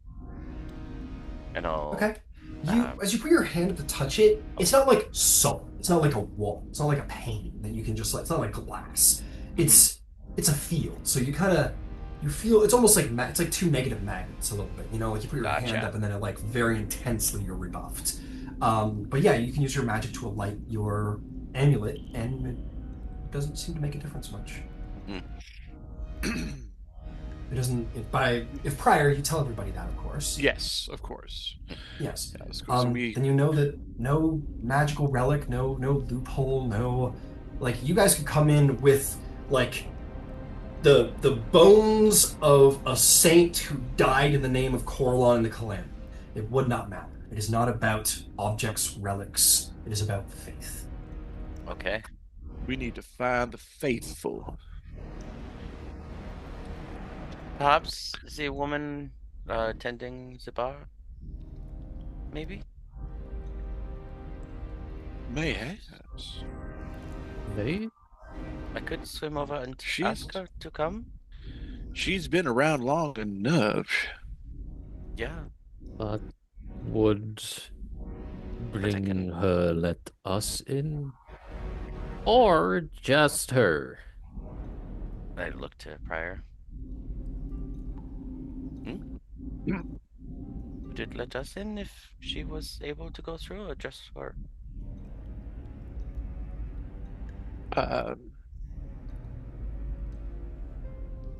So DM, would that work? Would if we had a devotee with us, could we as a group, or would it only be good?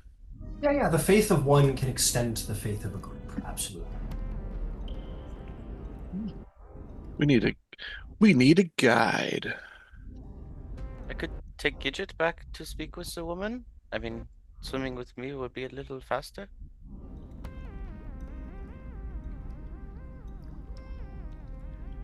Actually, I think we should stay together. I'm gonna be honest with you. There's stuff down here we don't want to be separated. Oh, come on. We already found an obelisk. Yeah. That thing. Yeah, okay. What could the harm be of splitting the party now? Because you might have a friend. No, I'm in complete agreement. Let's do this together. Thank you. Yeah, okay, let's all go.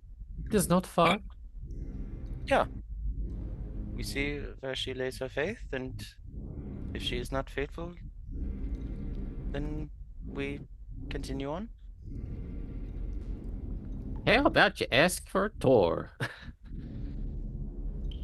Yeah. Hey, you're gonna just kind of swim on over? Yeah. Okay. There are many fish down here, and true to what you said, Gidget, this is an ecosystem. This place is alive, and not all the things down here alive are. You guys swim, but there are no signs of anything particularly dangerous. You guys make your way up and over the force fields and swim as you go. Just as a funny, I mean, Coryllis is a fishman. He swims excellently. How is it? What does it look like as Seeker swims? What does that look like? Is it a skillful breaststroke? Are you kind of doggy paddling? What does Seeker swims look like? Based on Seeker's ability, I mean, Seeker's proficient in athletics, so like Seeker, I mean, the armor is heavy, so for the most part, the large is sort of stomping on the rocks below. No, okay. It's just like a breaststroke, really. Yeah, fair enough. What about Gidget? Gidget, you're kind of You're kind of tiny. And it doesn't sound like you've spent a lot of time around water. What does swimming look like for Gidget? It is a fast and furious doggy paddle. If you've ever seen a duck swim, so you know how their heads will be real still, but then their legs are like just going like hell. Except she's underwater, so you just see like arms and legs just paddling. Incredible. So cute. That's very funny. What about Pryor? Pryor, what does swimming look like for you? Let's see, I have. Oh, it's going to be a struggle. Underwater, he's not used to this, especially with all my vestments on. Oh, it's Swimming with a clothing messy. is not. Yeah. It's a messy cross between like freestyle and breaststroke. It's just arms are grasping at things and pulling them, and I'm kind of making way. Pryor probably kind of looks a little bit like a wraith with all of the vestments like flowing around Pryor and follow him around as he goes. And Krillis, why don't you tell us what a skillful Triton swim looks like? Yeah.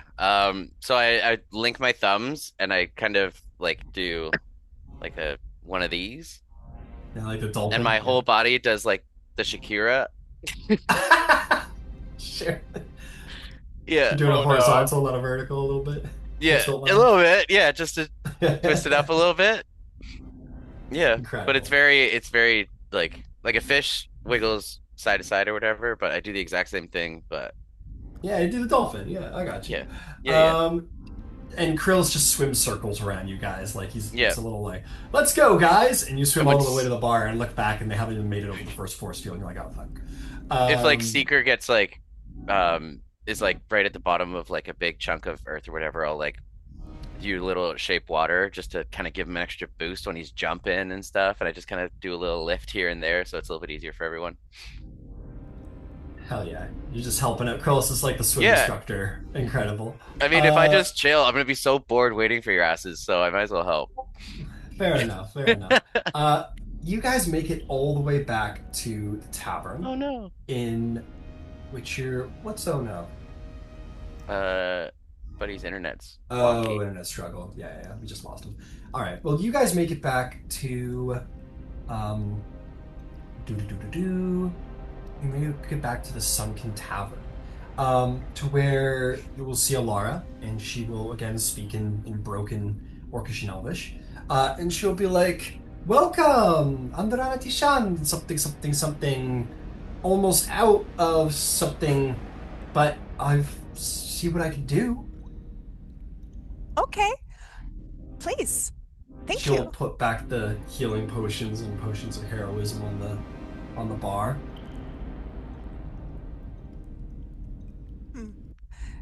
Actually, Gidget will take another healing potion.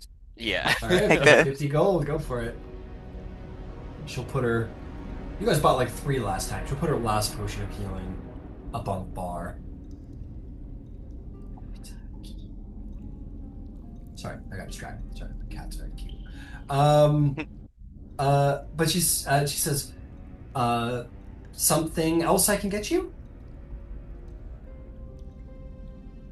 I was wondering, do you ever go to the Church of Corlon, or do they ever have services?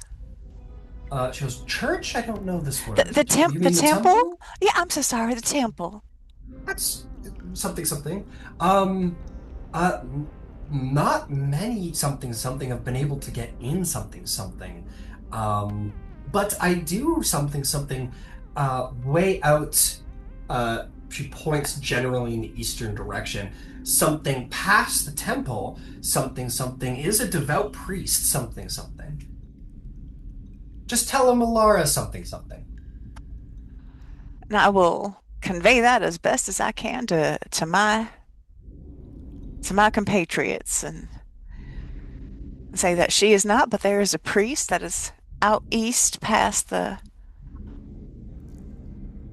temple. She'll say, let's see.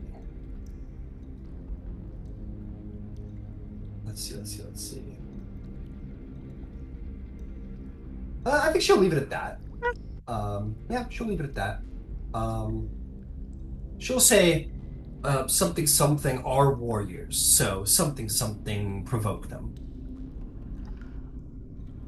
There sounds like there might be some guardians, and it's going to be a good idea not to provoke them. And again, I will thank her for her information to the best of my ability. Yeah, and she just smiles kindly, and will take her potions off the bar, and say something again soon.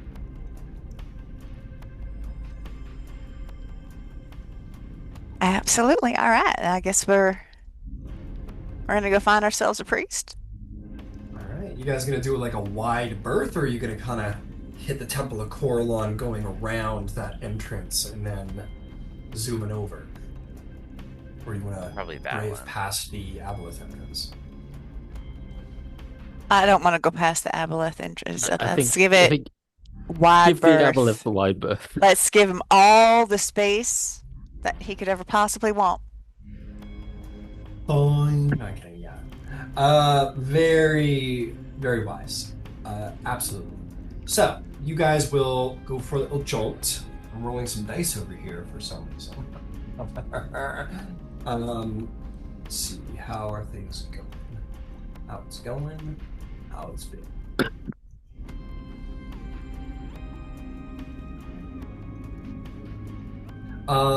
As you swim back to the Temple of Coralon, you guys are going to see the strangest creatures lurking.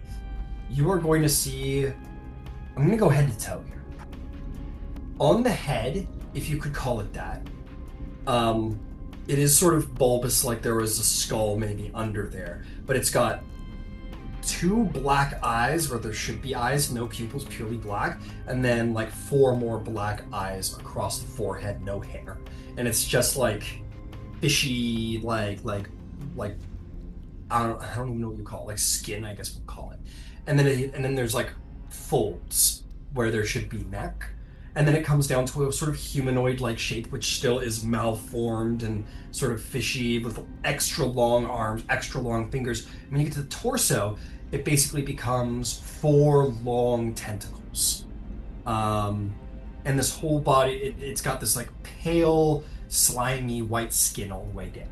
And 2 of these entities look over, spot you, and then with their legs sort of shoot quickly and away and fast in the direction of the center of Cael Morrow, where you encounter the Aboleth. Can I shout after them in Aquan? Fate, we mean no harm. They do not stop. They swim away towards the center. All right. Should we Is follow? there some sort of check I can make to see if I know what the hell this thing is worth? You do not know what that was, but you can guess. Go ahead and make me a nature check or an Okay. arcana check. I'll give you either. Different info for either, or just like Probably going to be the same for both. Probably Okay. the same. Yeah. What in the hell? natural 1 for a 9. You ain't got no fucking clue what the fuck that was, but it's. I will say on a passive insight, they saw you and took off pretty quickly in the direction of where you found the Aboleth. And they're probably not going over there to fight the Aboleth. Don't get their buddy. Don't get their buddy. Perhaps we Can't- do not follow. Can I take an Arcana check to see if I know? Sure, maybe an Arcana or Nature check to see if you can guess as to what this thing is, what those things were. Can I make a nature? I'm blowing through my good rolls now. Apparently, I'm very Oh, fearful of combat. I got a 26. What the hell yeah. is that thing? Nice. You have heard a lot about these Aboleth, and you even saw one. I mean, it was all fucked up with residuum, but you saw it. The skin was very similar. You get the sense that these may have been people at one point, but no longer. These are perhaps servants spawn, even, of Aboleth. Chances are they are servants of that creature and are going to tell him that you are here. Well, Okay. shit. Time to go. Yep, we should hustle. We go Moving, the other moving, way. moving. I do not All have right. a good feeling about this. You got two choices. You guys can either make an athletics check to try and swim as fast as you can away from where you were spotted. As a reminder, you are swimming, and some of you are not very fast while swimming. The other option is trying to hide and if the big boy comes and maybe wait for it to go by. Gidget would rather hide because she ain't gonna outswim an Aboleth. I'm gonna be honest with you. Don't know if hiding is going to work though, because it's psychic, you know? Maybe it will sense our brains. Yes. I know I sure as hell ain't gonna outswim it. As you guys are sitting here deliberating, you begin Hiding. to feel a large amount of tide as Okay. something big is moving in your direction quickly. Hide, I guess. Yeah, Hide. panic. Okay, roll me a group stealth check, please. Roll well. Okay. Can I hide in a minor illusion? I'll make like a big chunk of coral and just go inside it. Yeah, Cool. make me a stealth check. Yes, Before sir. I roll this, I'd like to apologize to everybody about how bad this is going to be. Oh no. I mean, I'm in full play. Like, this is never going to work well for me. I mean, you guys don't have to do everything together. If some of you are like, I can't hide, and you want to swim away, you I certainly cannot can. hide nor swim away, sir. I'll take my chances swimming away, I think. Then make me a big athletics check, please, and thank you. Yeah. Yeah. I mean, I've already rolled the dice. I'll take the first roll that I got. So that was a 6 plus. It's still just a 9. A 9, okay. Who else? I got an 11 for stealth. I got an 11 for stealth. Yeah. Gidget got a 23 for stealth. Okay, girl. Enjoy Okay. yourself watching us getting eviscerated. Ironically, Seeker swimming away changed this. So, my minimum to turn this not no group check is 3 people. So 3 people will be judged individually, whereas 4 more, that's group average, right? Okay. In this circumstance, you know, we don't all swim next to each other. You begin to swim, Seeker. You are certainly not going to evade it, but you are certainly going to distract it, which I will grant 1 more roll to Gidget and Prior. Coryllis, you have succeeded on your 22. What? I got an 11, didn't I? Yeah, And an Gidget 11? got it. I got a 23. Oh, my apologies. Then Coryllis and Prior, roll 1 more time. Because you succeeded, Gidget, your 23. Telling you, I've already blown my good spell. Yep. I blew my good rolls already. I knew it. Worse. But Yeah. there's Which I'll one have worse? inspirations. I'll bet I. Oh, it's I not gonna used help me. mine. Okay. Yeah, thank you. I didn't use mine, actually. Screw it. I'll use my inspiration. Not like this is going to like. The odds are forever not in my favor on this roll. Will you allow me inspiration at this juncture? yeah. Yeah, okay. Yeah. Let's do this. I'll allow anything at this juncture. Okay. So that roll's worse. But I will use. Fuck, I'll use a second wind to get a D10 to my roll and pray. Okay, that's no. It's Damn. still just 9 is the best I got. Oh my god. Oh, brother.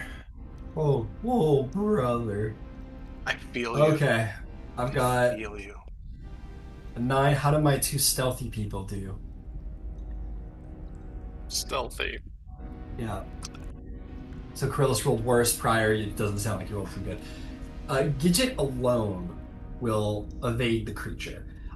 It comes swimming in directly at you, Coryllis, and directly at you, Prior, with all fury and anger. And you guys know, you're like, it saw us. And then it quickly turns to go find Seeker, as Seeker kind of makes a break for it. It's going to swim after you, sir. This is fucked. If it makes you feel any better, I do have Spare the Dying prepped. I Right don't on. think that will save us from the incoming 30 psychic damage. Why don't we just roll initiative, huh? We were giving it a wide berth. Fuck those I nuts. know. There's a Have random you? encounter chart, and I rolled the fucking the people who tell on you. Motherfucker. I know. I'm sorry. All right. I'm trying to look for a loophole here to see if it like fucks off for any reason. Spending all the So- bad ones. D4 from the map, right, for initiative? Oh my god! Oh, thank you. That's An advantage. an advantage. I forgot about that. Oh yeah. Oh, my Jesus. Jesus can't help you. Better. Not down here. That did not help. Okay. I'm okay for initiative, probably. I'm assuming I'm Damn, not dead thing. here.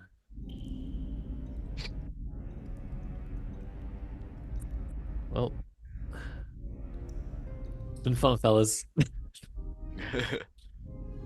Now I really wish you'd use that teleport scroll to get the brave hearts in. Hey, you have the teleport scroll. Worst case scenario, you guys could just, get out of here.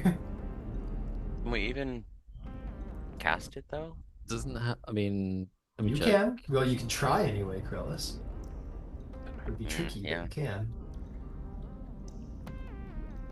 I imagine Pryor and Krillus like holding each other, going ah, as it's coming in at you guys. Stay in the rock. They His like can save vestments your keep rocks. floating out of the rock, and I'm just like trying to gather them, like floating everywhere. Yeah, maybe that's what gave you guys away. Is you guys were both hiding in the illusion, and there was this Yep. the vestments were all fun. Oh, there is a dude. They're having a fucking Alexian Aboleth fucking thing here. That's Really? awesome. Holy shit. Ew. Yeah, it's fucked, huh? Yeah. That's what we like. I was in the wrong water pressure. I'm into that shit. All right. Monsters. We'll put her right there, coming in hot. Oh fuck. There we go. I'll ask the stupid question anyway. Because we're underwater, will that affect any of my fire spells? Yes, and it will be resistance to all fire-based spells for anyone taking damage from fire. That is what I suspected. However, lightning is vulnerable, but the caster will also take the damage vulnerable as well. Yeah. Okay, initiatives. Who rolled above a 20? Who rolled above a 15? 15. 19. Who rolled above a 10? Guys. What did you get, Gidget? Oh, Prior? I got exactly 10. Okay, good. Beautiful. What about you, Just realized- Gidget? Gidget had a dirty 20. I wasn't sure if I was included in the initiative or not, but dirty 20. Hell yeah. Oh yeah, well you can do whatever you want. If you decide to remain hidden, that is a very fair tactic against such a monster. Can't blame you. Okay, initiative's up. Gidget, you are hiding well. The creature has come over here in all of its fury. What's the plan? Are you going to remain hidden? Yeah, I am. I am gonna take the hide action and keep an eye out on the others and see how I can support them later on. Got it. Well, you're already in stealth, so you're good. Oh. You need to roll. Your exceptional roll was enough to overcome the creature's passive. Seeker, you are doing the modified breaststroke away, and you see the creature like coming after you. What do you do? How far away is it? I put it about here. So we're gonna call that 35 feet. That is really We'll call it inconvenient. 30. We'll call it 30. 'Cause 30, he's- okay. he's a 30 big is boy. perfect, because Seeker glances around. Fuck! And I will move 15 feet towards the aboleth. Oh, There's shit. no way I'm getting away. Fucking king, dude. Fucking I will hero amongst men. bonus action cast Dragon's Breath on myself and pick lightning. Oh! Whoa. Dude, this is some hero shit right here. Okay. As a reminder, you will take this damage as well. I'm aware. Okay, just... Alright. Yep. Okay. I open my mouth. Open your mouth, your beak, and... lightning shoots out. Dex save, right? Yep, dex save. Since it's Go ahead. coming out of your mouth, I don't think you can dodge. That's going to be a failure, however, from the monster. Go ahead and roll Alrighty. damage. I just popped my head out of the rock and lightning. That's gonna hurt. Wow, I rolled low. 7 lightning damage. All right, Wow. you will both take 14 lightning damage as you're vulnerable underwater. It groans. Very unhappily at this blast of lightning that hits it. Is there anything else? I think I can't save because I took damage. My concentration on this. Oh fuck, fair enough. I make it 17. Beautiful. Anything else for Seeker the Brave? No, that will be all. Jesus, this is not my game where PCs are supposed to die all the time. Not supposed to be any of my other games. That's going to bring us to Carillis. Carillis, you know it spotted you and it was coming for you, and if it were not for Seeker's courage and flight, it would have probably come for you prior first. You know Yeah. you're not hidden. What do you do? I'm gonna try something new, and Okay. I'm gonna ask you to make a what kind of save? A charisma save, please. Charisma save. That is going to be a 15 to save. Oh, shit. I was supposed to do my fucking bonus action sorcerer thing, but I didn't. A 15 is Yeah. a save. I'm gonna start calling you out. I've been very generous about it. Yeah. But I'm gonna start No, calling yeah, you you're out. good. I didn't do it. So that's a save.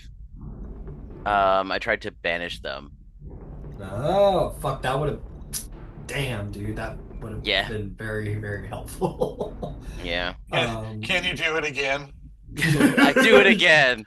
Do it again. Another one. What is the bonus action? What's the movement? I guess now is as good a time as any to do my sorcery thing. So I'm gonna juice myself up, and I'm gonna swim. Where are we? You are Where am right I? there. Right there. I'm gonna swim to the upper left, like diagonal left. Up. Yeah. Towards Seeker? Oh, sorry, that's right. Like Yeah. over here? That way, and then like up a little bit. Oh, shit. I hit the wrong button. Like that? That's perfect. Yeah, right there. Okay. Gorgeous. Gorgeous. Alright, Prior, you're up to bat. Let's see. Water and fire never did get along. No, they do not. Well. Decisions.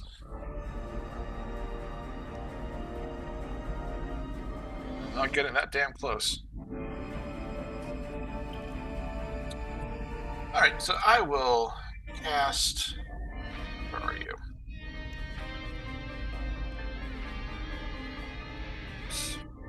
Spirit Weapon. Spiritual weapon.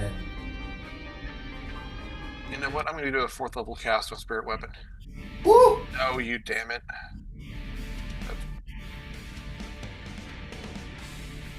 Oh, great. Alright, go ahead and first attack. I got a 25 on the attack. Right on.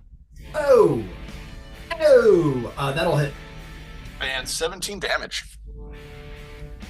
17 damage. Impressive. Yeah, you smash into him. with what is almost like a Luxon beacon on a stick. That slams into him with all divine power. Well done. All right. That was my bonus action, wasn't it? I think so. All right. You can do a cantrip or whatever. I'm going to do it for a cantrip.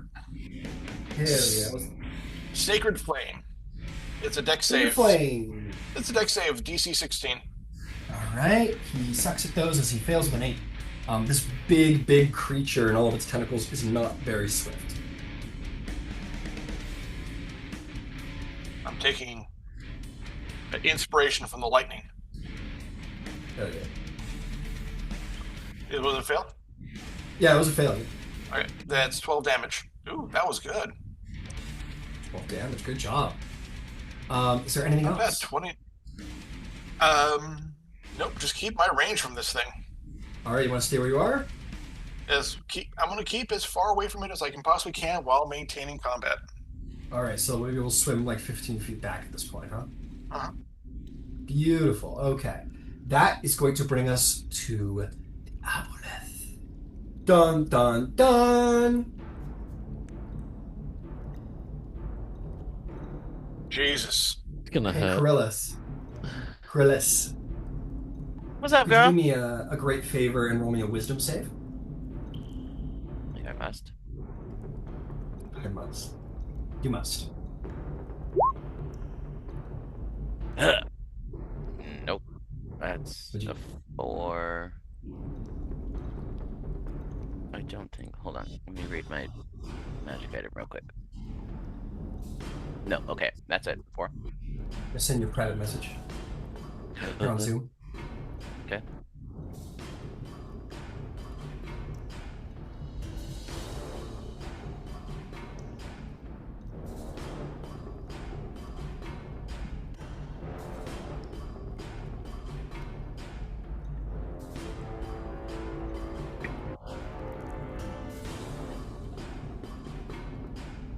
It's fine, guys. Don't worry about it.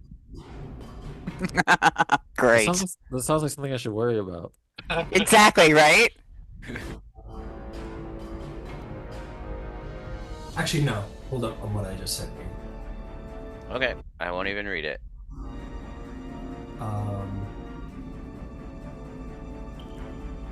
know I want to read it.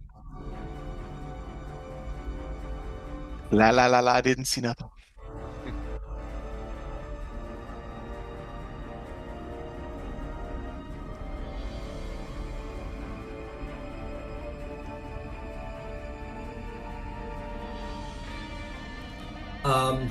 Okay, go look now on the private here on Zoom. Okay. While that's going on, it is going to close the distance to 10 feet with you there, Seeker.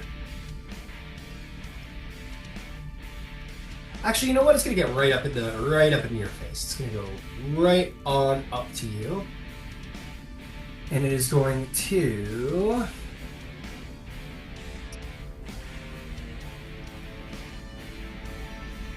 I think we're gonna make some tentacle attacks against you. Right. 2 tentacle strokes. Did you receive the message, Carlos? Yes. Excellent. How far away is the Okay, you're gonna get. How Was far that- away is the aboleth from me?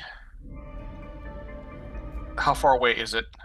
I am gonna say he is. We're gonna call that 55 feet. Damn. Okay. All right. First one is going to be a 14, Miss.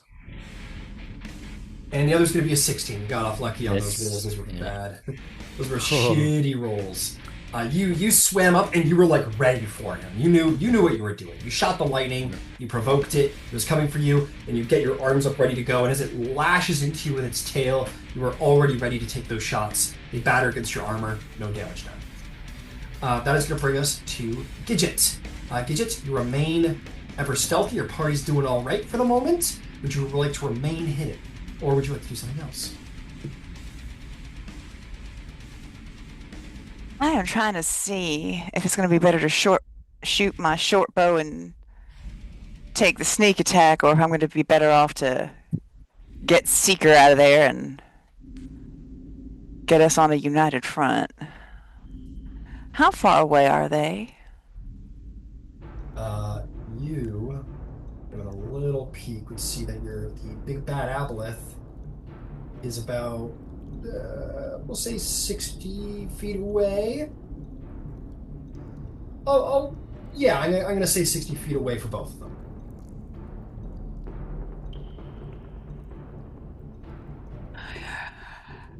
Uh, this thing's got a range on it, 90 feet. Hell yeah. So I am gonna, vortex warp Seeker.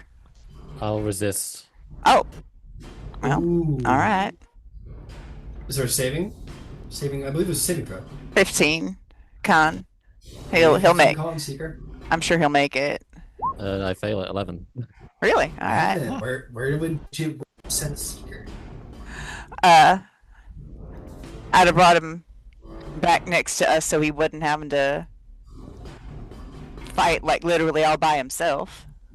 Got it. You want to put him like between you and Pryor, between you and Krillus, beside Krillus. What's the? Put him like in front of me. Wherever, like, where am I? Yeah. Yeah, like right there. You're just this like just in front of you, like right there. Yeah. Okay, yeah, you're down here. All right, at this point, you are revealed. You have cast a spell. You've made a verbal component. But yes, Seeker, despite yourself, you are sucked through a vortex warp and emerge before Gidget. Ah! Nice. Anything else for Gidget Glitter Balm? There it is. Nope. I think that's all we can do right now. I Shit. have to put so much conscious effort into saying Gidget Glitter Balm. It is probably, I don't know why. My brain doesn't like it. It wants to say anything else. Maybe I should just start trying to like throw them out there in the future and see what comes out. Okay, Seeker, you're back, my friend. What's the plan? Alright. So much for all these awesome legendary actions it's about to use on you. I will bonus action second one. Nice. For a nice 7 hit points. It's something. Hey, it's something. As for my action, but they are beyond breath range, so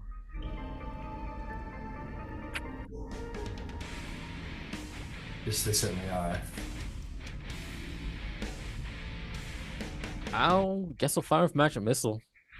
Hey, fair enough. Go ahead and roll damage. We love a good magic missile. 1, 2, 3. Jeez. A total of 9 force damage. 9 force damage. Well done. You shoot it. Is there anything else? I guess I'll just stay put. Understood. It's gonna make a legendary action.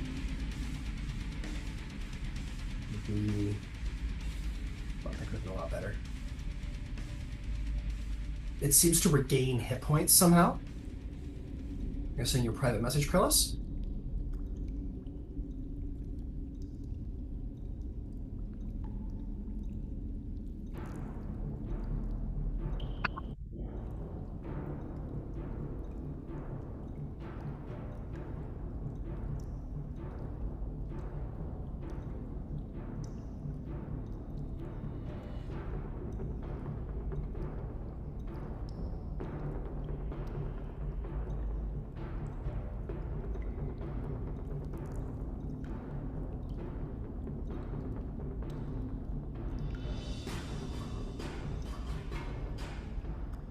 Okay, there you go. Legendary action spent. Go ahead. Actually, do this first, Krillus. Because this will affect your turn.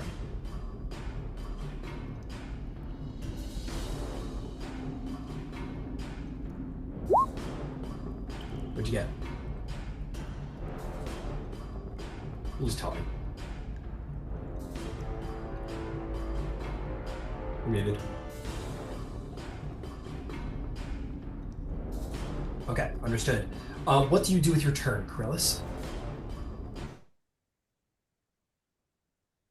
I'm going to swim towards my friends and cast a healing word on Seeker, who got bunged up. Oh, buddy's frozen. I think we lost a dungeon king. Oh my god, not the king. And you have internet problems, and you have internet problems, and you have right?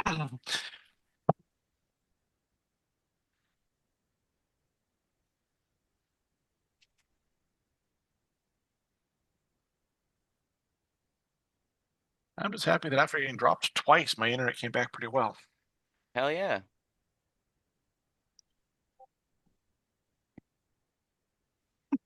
Should be crashing. It's not my fault. I don't live there anymore. Aww. Yeah, just moved out on the 1st.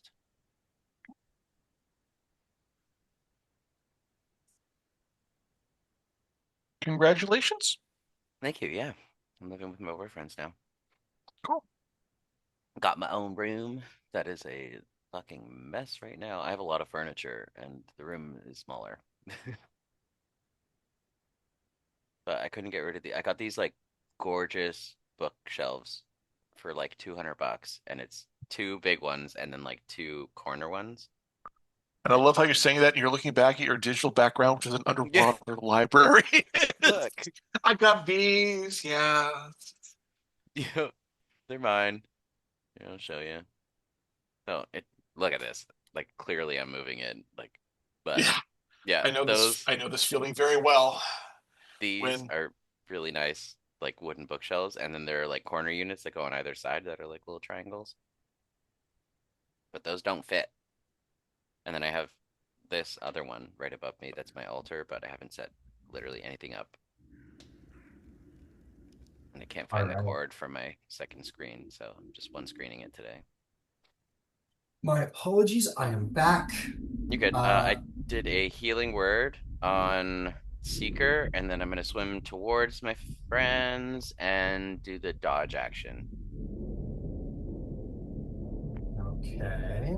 Is that How much is the healing? all right? Yeah, I gotta press buttons. I'll talk. Yeah, the healing's fine. Healing's fine. Yeah. Okay. Understood. That's a big old 6 for you, my pal. Oh my god, double ones. Just like there? Like right up in front of them kind of thing? Yeah. Cool. That's alright. Alrighty then. Then that'll bring us to Prior. What's the plan, Prior? Next question. So, how is Seeker on health? I think you're retained. There's like a blemish. Okay. He's doing alright, yeah. You guys haven't hurt much. Alright, how far away is the aboleth from my spirit weapon? Not far. You could easily use your bonus action to send it over and hit it. Yes, that's exactly what I'm going to start with. Beautiful. Only a mere 5 feet over, and it can take a whack. Go for it. Or 10. 10 feet over, still. Roll the hit. Let's do that first. Damn, got 1. Alright, 1 will certainly miss. I might as well go for that wonderful little cantrip. Yes. Sacred Flame, DC 16 saving throw. DC 16... What kind of saving throw? Dex save. Dex save. Oh, these sex of these. I'm not going to try to hit an aboleth with a wisdom or con save. That's very fair. I don't think I'm going to succeed. However, with a 17. Damn. Yeah, he rolled very, very well. Is that a saber suck? That sucked. Yeah, it's a saber suck. It's that's the belief set. Let me check. Yeah, if it's a cantrip, it's usually a saber suck. Yeah. All right. Then it's aboleth time. Aboleth. Let's see. Who next? Prior. I would like you to make a wisdom saving throw. 14. 14. All right. You feel it trying to invade your mind, in fact, take quite real control of you in some way, but your faith in the Luxin remains superior, and you block this attack on your mind. You are now immune to any attempt it may have to sort of do this again for the next 24 hours. Okay, that is going to... cast you out. He says, "This is, in your mind, you hear, this is my home, you invade," in the voice of the Apotheon, and is going to swim. Where are we swimming to?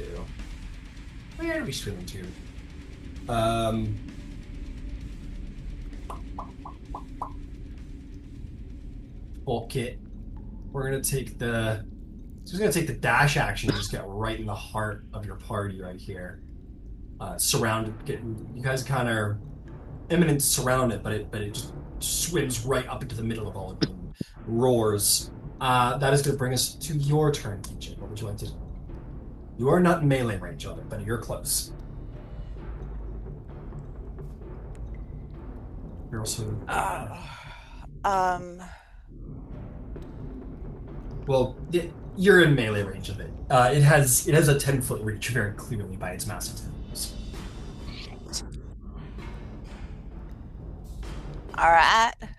Well, I am gonna cast Fairy Fire on it, which it needs a Dex 15. It again rolls a 17, rolling massively lucky, but it's not very dexterous, so this is pure luck that it saves. And I will say, We'll just say in a completely shitty, not your fault moment at all, a school of fish just like goes past your face. You're like, what the fuck? And you shoot your thing a little too far off the right. Totally not your fault. You just got kind of swarmed while you weren't looking.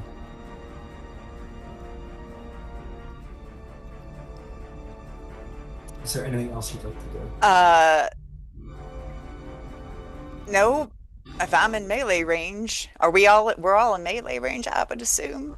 You're in melee range of it, but you can't, you're within 10 feet of it, and that's a 10-foot range. Let's put it that way.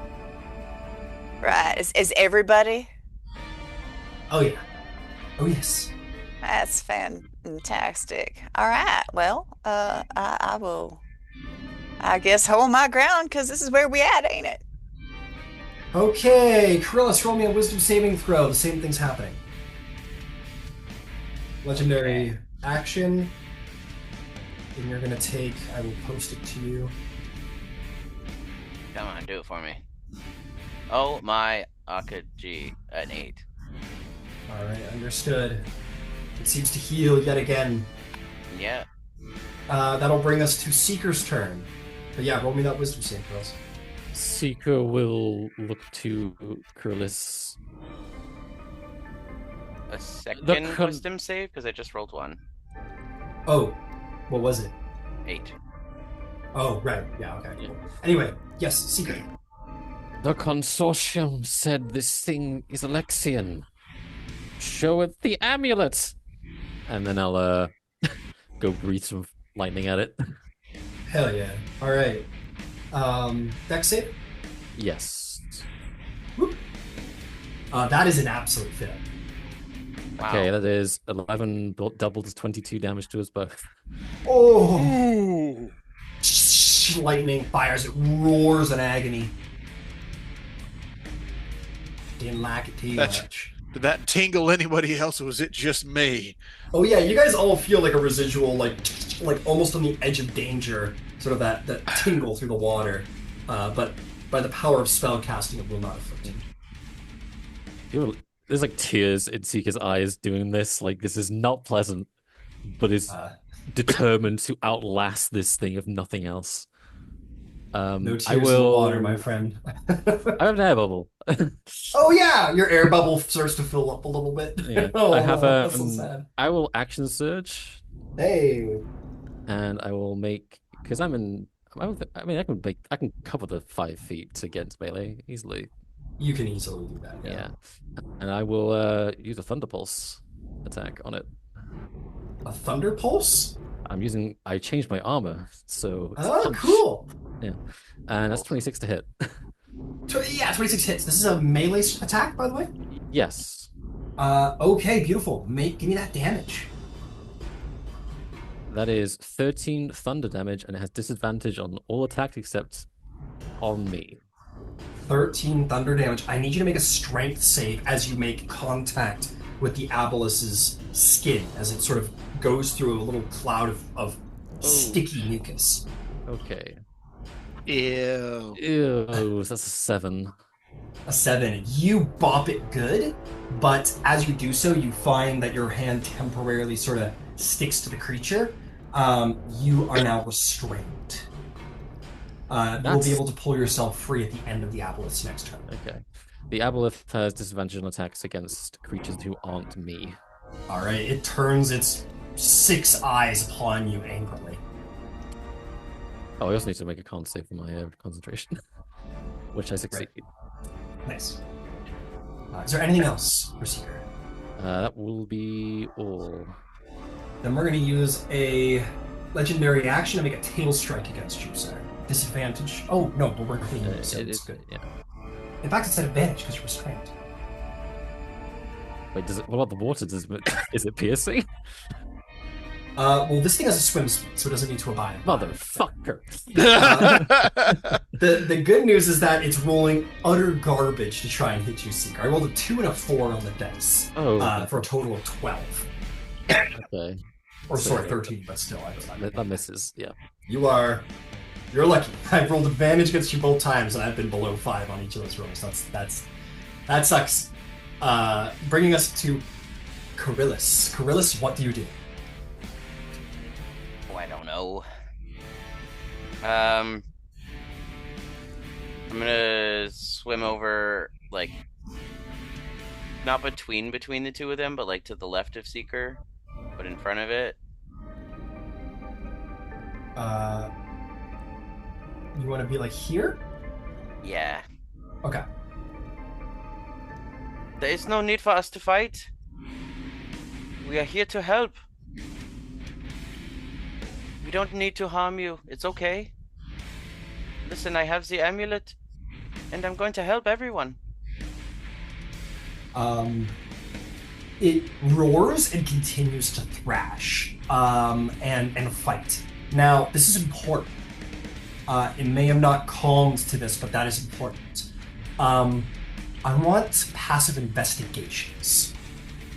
I think from Carillis and from all of you. Sure, all of you would have been close enough to have heard this. 13. 18 passive. Nice. 20. Nice. Prior? 12. 12. I'll give it to all of you. Those are good enough. We'll take it. You're like, hey, yo, dude, we're tight. It's no big deal. And it's like, okay, yeah, no. Oh, okay, great, we're tight. I didn't know that. But then you display the amulet, and you know that the amulet should be immensely relevant to Alexi. This thing has enough eyes that it sure as shit saw, but it didn't seem to care or react. Why that is important is because the true Alexian most surely would have reacted to the sight of his vestige. A powerful vestige, a vestige of 3 gods. But this thing didn't even seem to recognize it or care about it, or understand the relevance of you bringing it forth, which tells you... Actually, I'll give this part to Gidget and Seeker, because you guys have specifically higher. You two catch that and you're like, that's weird. But Gidget and Seeker, you sort of deduce that, like, this thing, by following the train of logic, can't be Alexi. If this guy didn't recognize his most valued holy relic of his heroic past, this can't be Alexi. He either doesn't remember the relic, which is nothing, especially because aboleths are considered to have perfect memories, or it believes it's Alexian, but it is not truly Alexian. It is residuum infected. It's very possible it's gone mad and believes itself to be Alexian. That is what you deduce. Damn it, it's LARPing. Fuck. That's really funny. For my action, I'll give myself guidance, and bonus action, I'll heal myself. All right. Understood. Okay, that is going to bring us then to Prior. Prior, you're up to bat, sir. What would you like to do? Let's see, let me get closer to Seeker. Seeker, how are you doing now? Not yet bloodied. Not yet But, bloodied? you know, sparking. Could definitely use a boost. I'm gonna get in range so I can get you around the outside and you get closer. And yes, let me do a second level cure wounds. Beautiful.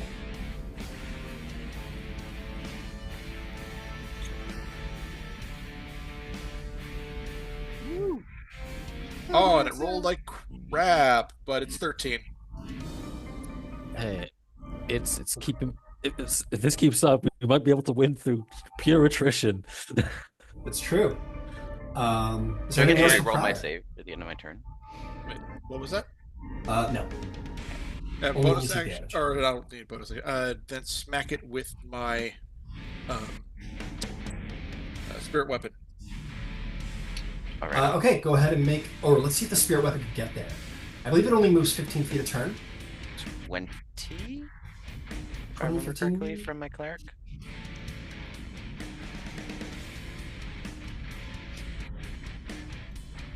No, what was that? Was that a healing word, by the way?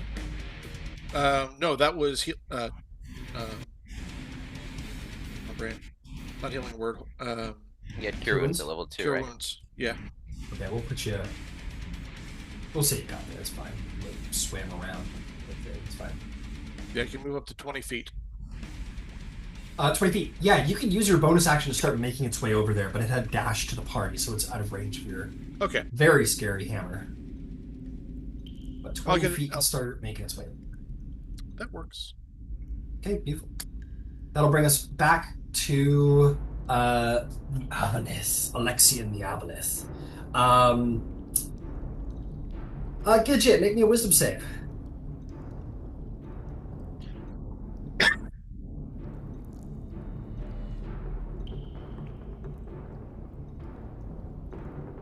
What'd you get?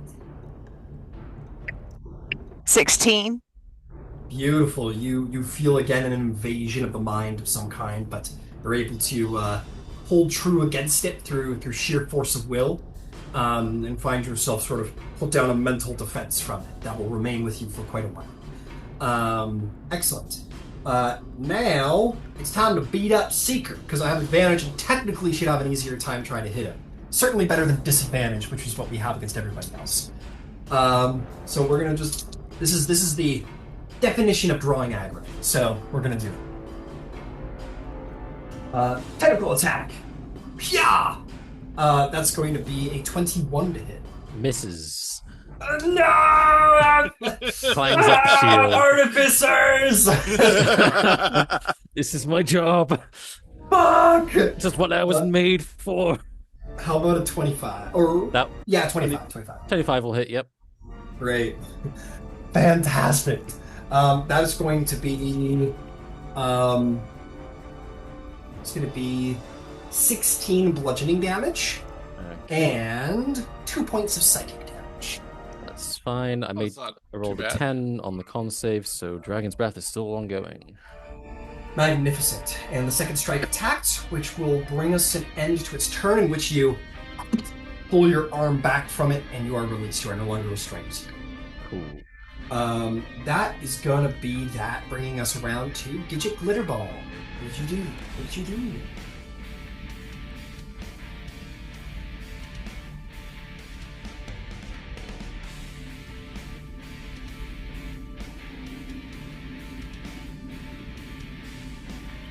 Now, I just want to make sure that I understand.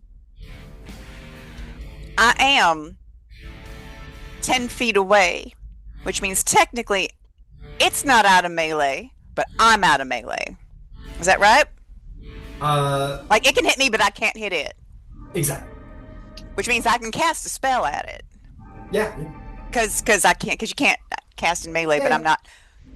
Fantastic. Well, I am, I think, gonna cast a guiding bolt.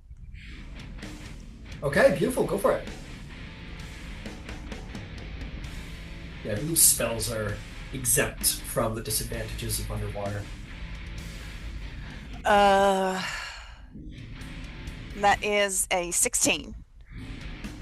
16. Just misses, unfortunately. Well, shucks. It kind of hits it, but it hits it right in some of the residual crystals. It kind of bounces, sort of ricochets off of it, unfortunately. God, I can't hit the broadside of a barn today. It goes, I'm bigger than a bar. Are bigger than a barn. Now Nice. I'm here. All right, fantastic. Bringing us to a legendary action. Krillis, go ahead and make that wisdom save as he is going to keep doing what he was doing. That's it. Oof, that one's bigger. It's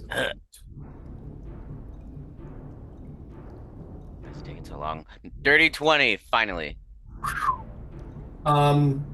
It absorbs from you as much as it ever has. It absorbs 15 points of health from you psionically, and recovers that health, but the damage is too great this time, and you shake out of the charm condition. You are no longer enslaved to its will. Right on. Back in it, that baby. happens before your turn begins, so you now may take a fresh turn. What would you like to do? All right. I need another charisma save. Another charisma save. Yeah, I'm gonna try and banish this bitch. I am so fucking sorry. It's a 19. No! I want this to work for you. I really do. But I'm rolling. I'm rolling good on what I shouldn't be rolling good. Let me You put it that dick. way. No. I don't really have anything. Can I hit it with Silvery Barbs For what? for its save? Oh, we've already long passed the results of that roll, I'm afraid. Yeah, you gotta be a little bit more snappy with the silvery barbs, I'm sorry to say.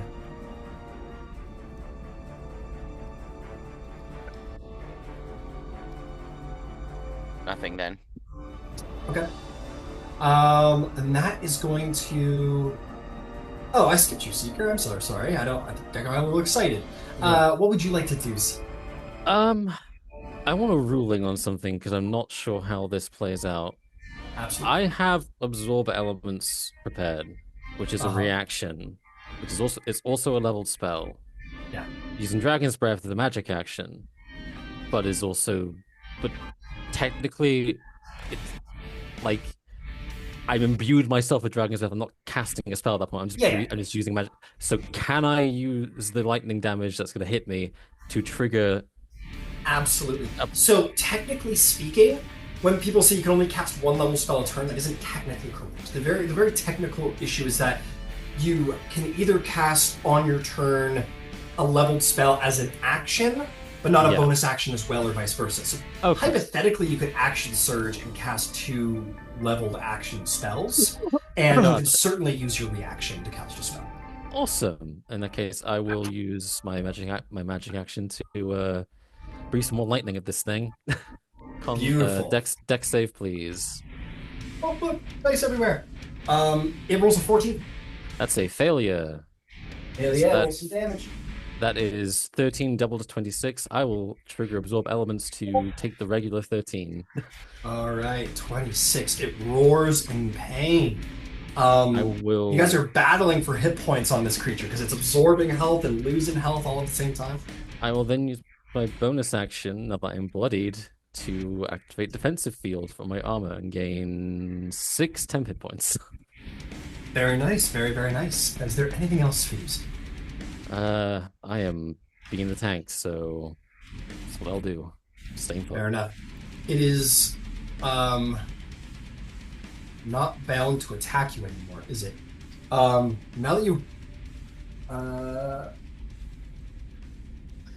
that you've broken the enslavement, Krillis, it's going to turn and try and attack you with its tail. You were buddies like a moment ago, but not anymore.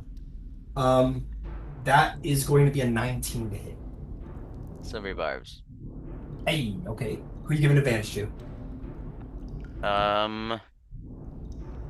25 to hit. Seeker. Oh, you bastard.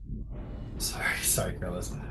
25 or advantage to you, Seeker, and you try to silvery barbs it, but it comes in with all fury regardless.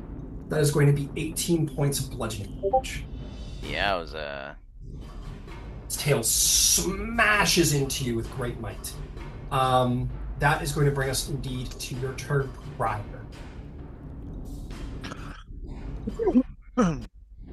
Let's bring in my spirit weapon closer. All right, spirit weapon closer.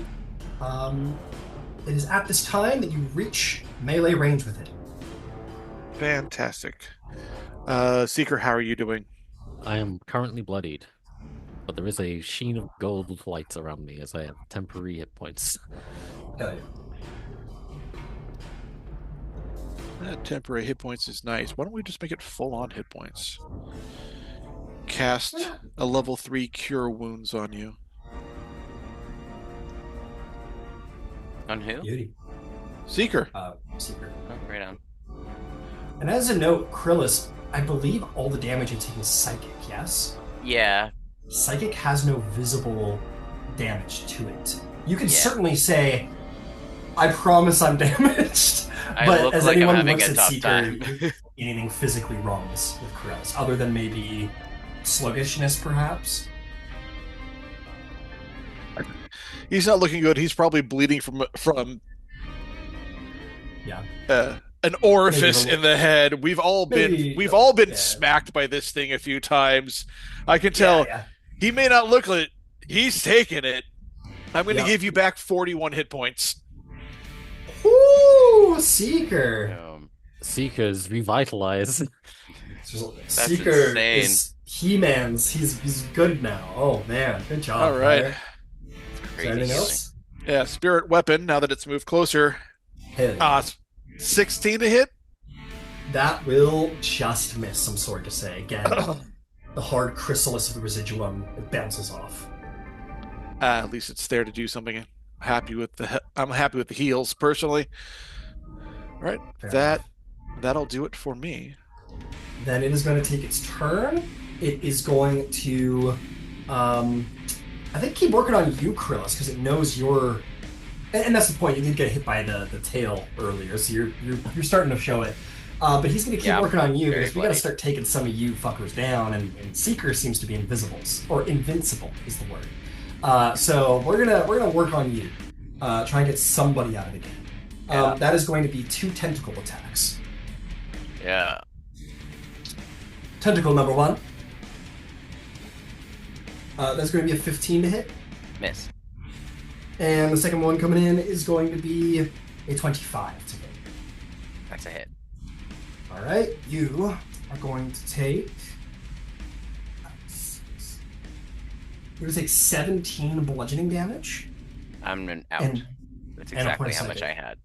All right, one of these tentacles lashes out and smashes into Coryllis, setting him sort of ragdoll through the water, and he goes limp. Shit. Yeah, totally caught off guard prior. You didn't know that Coryllis was in such a bad way, perhaps. But now you know. And that is going to be our Aboleth's turn, bringing us back around to Gidget. Gidget kind of crinkles her nose because she looks really freaking irritated about something. And she is going to grab That her elf. map, All right, go for it. like among other things. But the fact that I've never gotten to cast Dragon's Breath and I was really looking forward to it, but I ain't going to do it right now. I ain't going to do it right now because I am going to grab my map and I am going to cast a second level cure. I can give a second level healing word. All I'll right. take it. One word for Krillus. Hell yeah. You could swim over to Krillus and cast it on him without getting hurt. As a note. Here it is. I just realized once again, because I am apparently a silly little daffodil. I did not pack cure wounds. I only have healing Oh. word on me, like a You bit, left like I your said, like a massive syringe at home. We're good. yeah. Yeah. So I'm just gonna give him a little 17 points of healing. Outstanding. Right back to where I was. Right on. Let's do it again. And then as a bonus action, I am going to clap my hands and convert my gloves that nobody can see that I'm wearing into a second level spell slot. Incredible. Your hands fizzle. Magic returns to you. Beautiful. Then that is going to be a legendary action. As it begins to thrash with a greater intensity, it is going to swing. Well, he doesn't know you're back up yet, Krilla, so I think he's just going to swing at Pryor, who keeps Seeker alive. Pryor, this one's for you, my friend. That's a natural 20, sir. Ow. Fucking dare you. That is going to be... Please stay up. Please stay up. 12. That is going to be 22 bludgeoning damage. Okay. And 11 psychic damage. Oh my god. As it smashes you with its thrashing tail. That will bring us indeed to Seeker's turn. What can you do, Seeker? Okay. Do I take the two? I mean, this. I have lightning damage primed on my melee, so even though I'm gonna get restrained, this doesn't really matter. And I'd rather it attack me. Yeah, I will make 2 attacks with my Thunder Pulse on the thing, and I have advantage on the first one because of Coryllis' silvery barbs, Beautiful. which means Throw me it's some just strength normal. saves. Beautiful. Yeah. First attack is 24 to hit, Oh yeah. so that is Oh, yeah. 10 thunder damage and fuck. 1 double to 2 lightning damage. And 2 lightning damage. Edge. You'll take the 2 lightning. I Not mean, really casting a spell now. It's like across your blade. You're good. yeah. Okay, I'll make the strength save. First one. 12. 12 is not enough. You will be restrained against the Okay, side of the well, creature. I will make the second attack at disadvantage then. All right, which I go for already it. was going to anyway. On a, Yeah, that's a true. You natural are attacking one. underwater. With a Oh, natural no. one. Roll an attack. I'm gonna roll dice here. Roll an attack roll on Pryor Okay. by accident. The good news is that disadvantage because you're fighting underwater without a swim speed. Hey, This is not okay, piercing. Prior, this hits you. Just be glad that it was a disadvantage because it was a natural 20 otherwise. Oh. Jesus. So, okay, Prior, you're taking 8 points of thunder damage. You have disadvantage on attacks against the aboleth. I can accept this. Unless you attack me. Unless you attack me. Also, the Nah, aboleth gets disadvantage on attacks against anyone that isn't me. Oh, question. Yeah.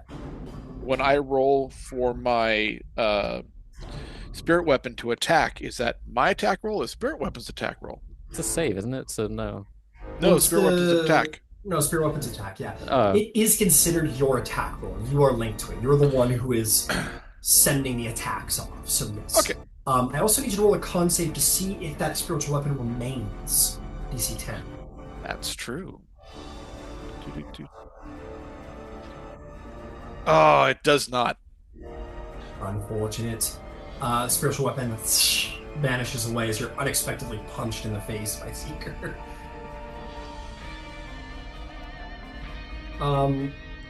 Is there anything else for your turn, Seeker?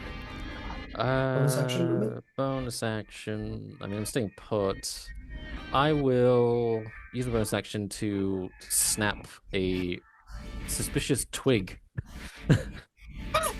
Okay. Well, a wand. Take this! Snap twig, What? and I will regain a spell slot. Nice. Okay, if there's nothing else for Seeker, we're gonna legendary action up. The creature seems to be getting desperate and is looking kind of bloodied, actually. He's gonna swing a tail at you, Seeker, because if I don't, I'm disadvantaged. So why not? Let's attack the immortal bird. Okay, that is going to be a 28. I rolled pretty damn. Definitely hits, yeah. Okay, that is going to be 14 bludgeoning and 3 psychic. Just fine. Excellent. Krillus, you are sort of spun out in the water, quote unquote, prone. What do you do? Yeah, I'll wiggle myself into regular movement with 15 feet. And, Beautiful. God, what am I gonna do? Okay, so things are vulnerable to lightning, but I'm resistant to lightning, so I would take full damage and they would take double damage. Correct. And it's a little bloodied now. Like freshly bloodied, or it's been in it? Freshly bloodied. Alright. Seeker brought it to a blood beach.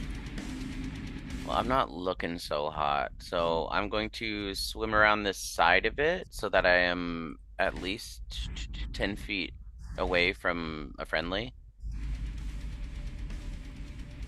And then, Oh, okay, I got you. like, within its range, like, around it. I got you.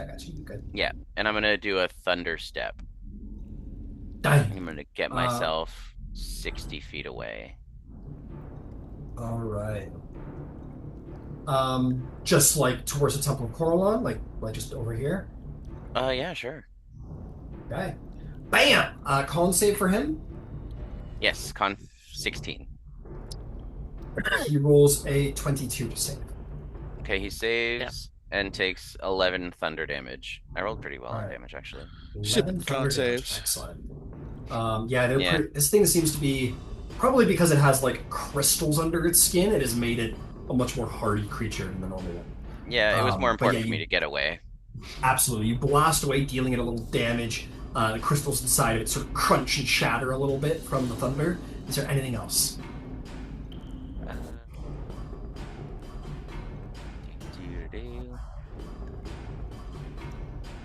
No, Okay. no, decidedly no. It'll then take its last legendary action to continue to swing at you, Prior. King of the heels. Fuck. We gotta take you down. You're in trouble. Yeah, I get it. Target the healer. I believe it's still disadvantaged. Oh, that's right. No, we'll swing it at you, Seeker, because John Aggro. Yeah. That is going to be 25 against you. That will hit. Okay, that's going to be. It's going to be 11 bludgeoning damage and 4 psychic. Okay. All right, now it is Prior's turn. Dragon's Prior, breath is over. Fuck. Oh, shucks. What's the plan, Ugh. buddy? How's everyone doing in general for health? Not good. Who's bloody? Who's below half? Gidget's fine. But I'm also Seeker is 60 not feet yet away. bloodied. Say that again? I'm also Seeker is 60 not feet yet away. bloodied. Oh shit. Seeker's not All bloodied. right. I'm hearing Krillus' blood. But Seeker is also, or sorry, Krillus is also evaded about 60 feet away from the creature. All right. I'm going to cast. Let's see. Is that it? Okay, why not? I'm going to cast a 4th level mass healing word. Ooh. There What's the goes my radius 4th on level that? spell slots. What's the radius on that? 60 feet? Yes. Would you like to swim 10 feet closer to Coryllis so that he may benefit from it? It will not harm you with the outlays. Yes. Okay. So then you'll spend your 15 feet moving around, sort of maneuvering to the other side of the creature, and that will just get Coryllis into your body. Bray, that's only going to be 11 healing, but, you know, it's something. Dude, it's life saving, man. That's good juice. It's good juice. Let's Delicious. see. Where Thank you. I was going to say, where is everybody compared to everything right now? Trying to see it on the map. You got yeah, here, I'll give you a little demonstration. Coryllis is way over here by the front door of Temple of Corlon.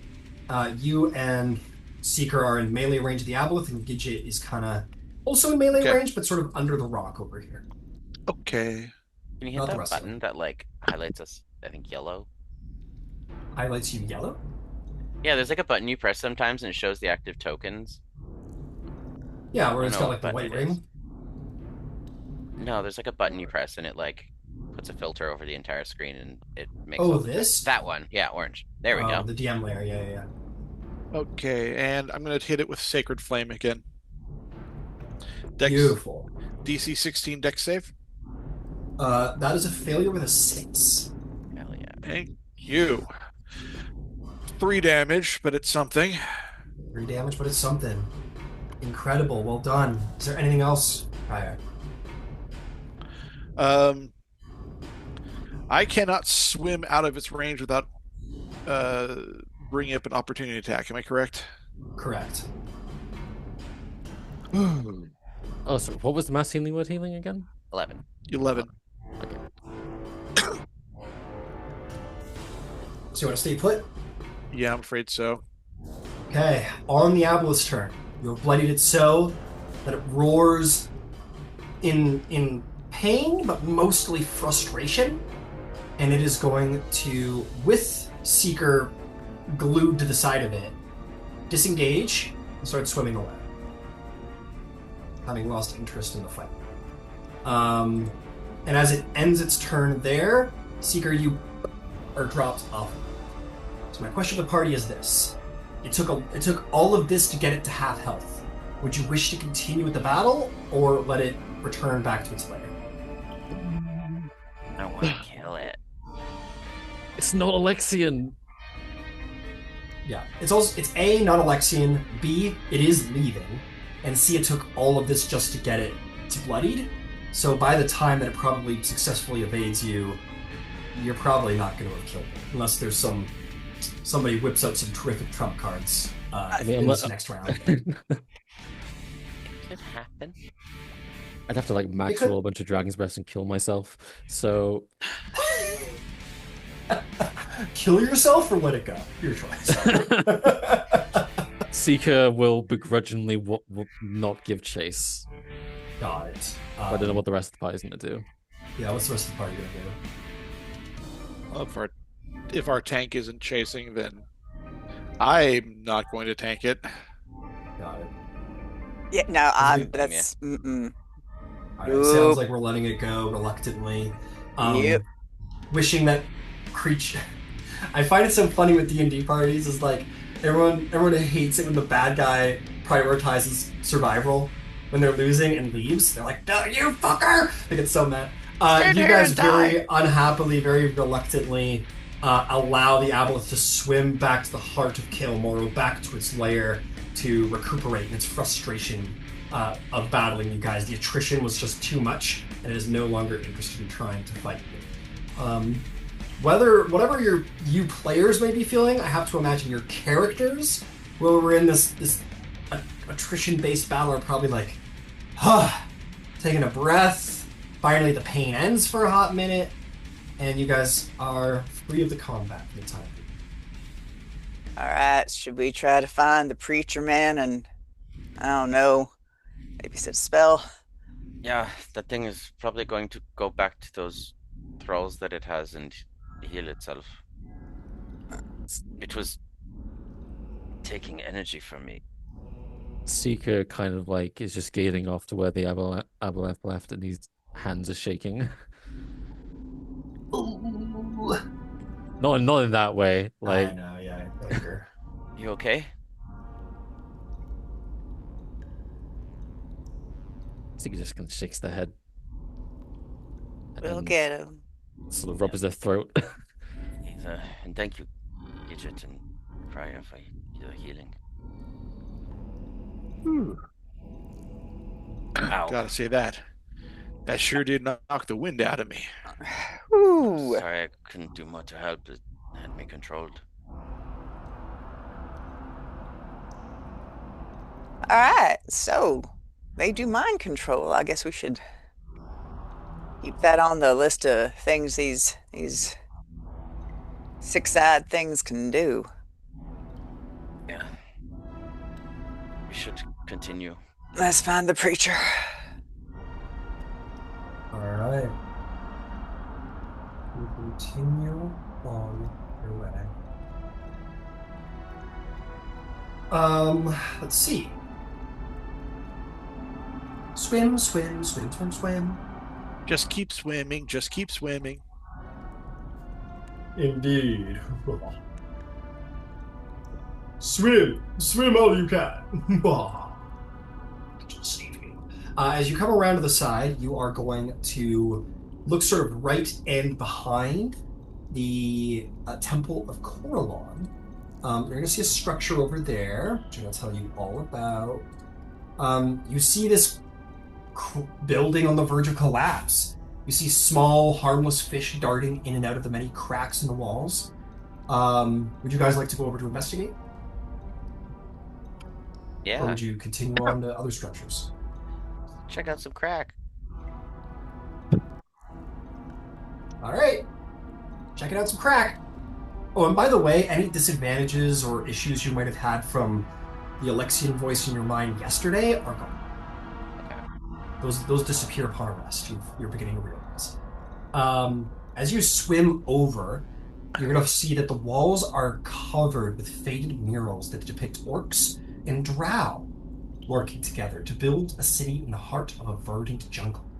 Dozens of clay tablets are scattered across the floor. And prior, you are going to hear in your mind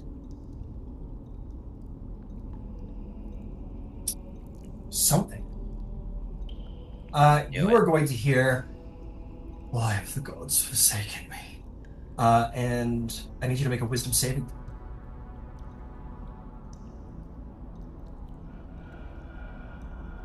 15. 15. You are devout, you are holy, and your mind is a fortress of great power.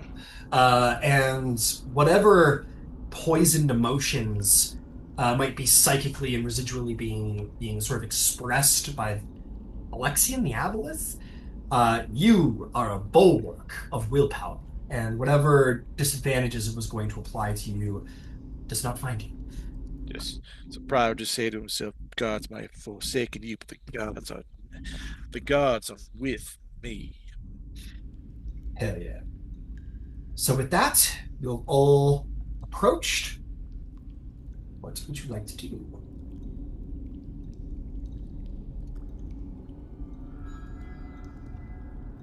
Gidget would like to look at the murals and such. Absolutely. The murals are, as I have said, they show not just elves but drow working alongside orcs to build this. This is certainly somewhere that the Allegiance of Ulsa has not gotten to yet. These are fresh discoveries. Anything else for anybody? Can I take any kind of history checker on this? Unfortunately not. This is undiscovered history as of now. You are discovering it for the first time. This is knowledge that has been lost to the centuries. So there's no role to be made, but you see this and you know what it means. Shit. Between Seeker and Gidget, we should definitely record this. How big are the... Sorry, you go. I was going to ask how big the tablets were. Like, They're clay tablets. They're, handheld. The point is they were meant, without books, they were meant to be writing tools, so they would be meant to be weighted in size to comfortably be able to carry and fit in your hand. I reckon I'd start picking them up and putting them in my bag. Fair enough. What's your past perception? Ish. 11. Okay. You go over there, just excited, discovery, archaeology. You start going over to pick up some of these into the rubble. and start just putting these away. Can I And you're going to be attacked. Oh, Of fuck. course I am. We're gonna roll an initiative. You are gonna see the most horrifying crab you've ever seen in your entire life. In fact, 4 of them.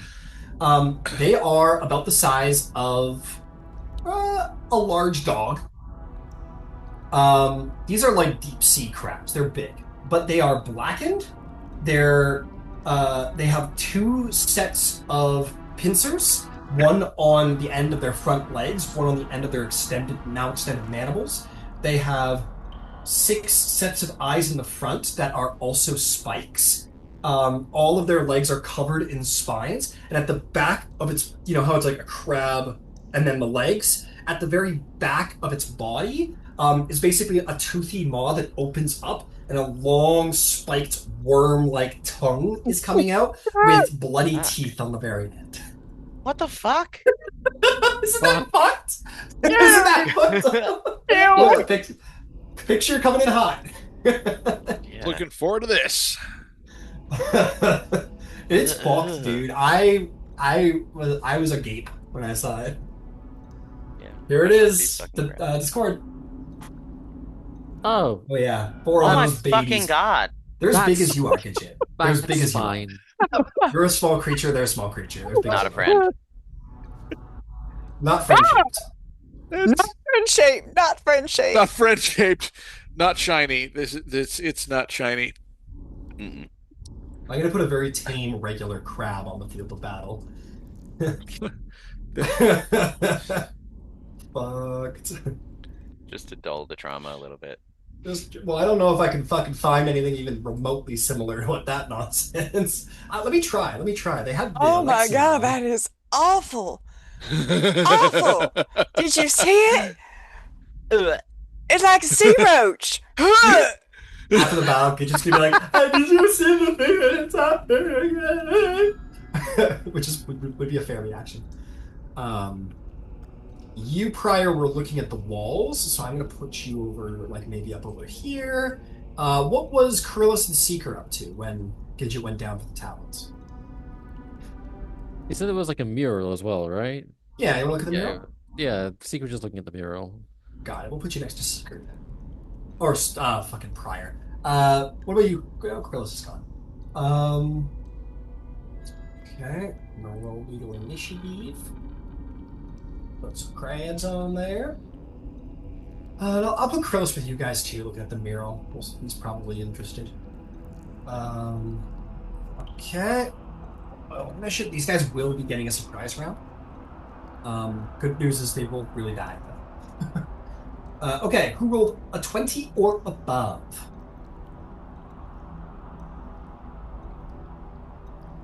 Woo! Oh, No. Wait, What'd that's you get? right. I got nat 20 on that 21.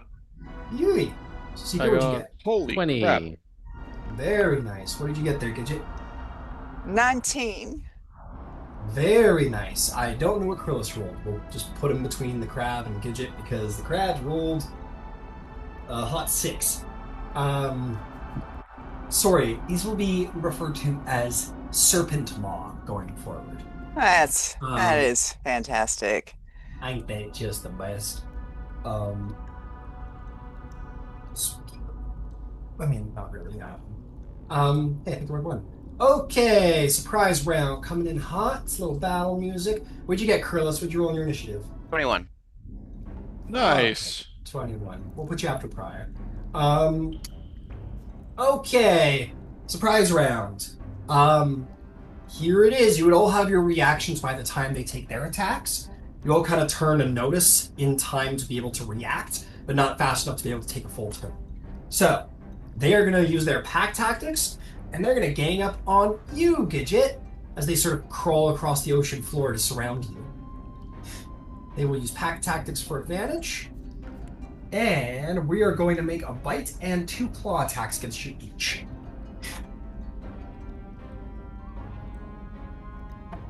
Okay, I'm just going to give you... I'm going to give you all the bites, and then I'm going to give you all the claws, if that's okay. Easiest way to do it. Hey, bite. 12. Nope. No, they'll get in fight. It's fine. No. Okay, next one is going to be a 10. You're getting lucky here. Next one is a lot less lucky. It's going to be a 23. That will hit. Last one is going to be a 22. That will also hit. Okay, here comes the damage for the bites. I'll get the bites out of the way, then we'll do the claws.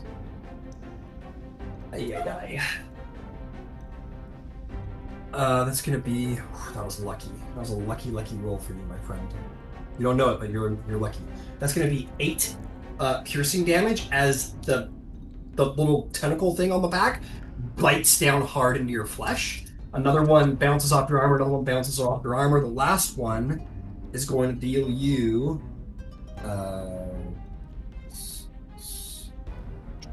16 points of piercing damage. Now for the claw attacks. Here they come. There's going to be a whole bunch of them. Ready? That's going to be 22. That's going to be 21. What's your AC? My AC is 18. Okay. Thank you. Sorry, just makes my life a little easier here. Okay. Next crab. That's going to be a hit. That's going to be a miss. That's going to be a hit. I got 2 more. That's going to be a hit. 19. And that's going to be a natural 20. Silvery bars. Okay. What are you giving advantage to? Another natural 20. You're an asshole for that. I'll give it to Gidget. It's nice. I'm sorry. I can't control.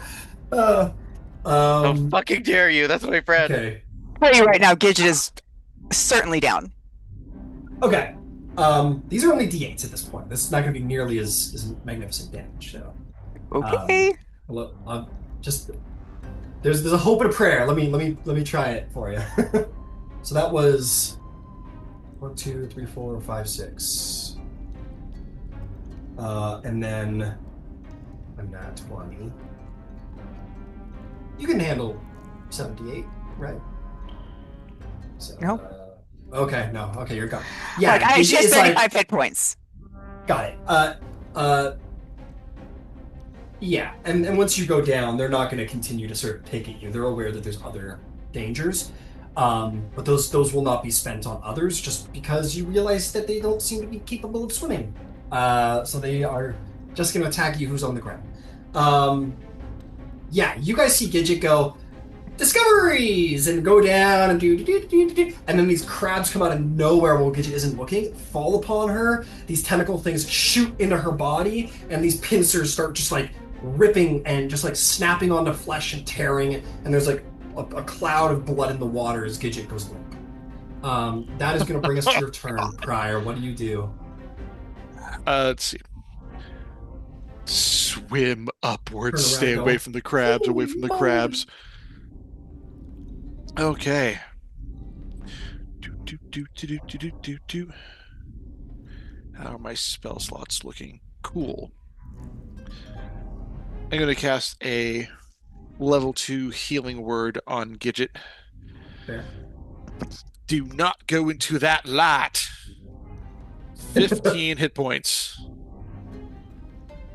It is not the light of the Luxon, it is a deceit. Alright. Fantastic. A healing for Gidget. We're back.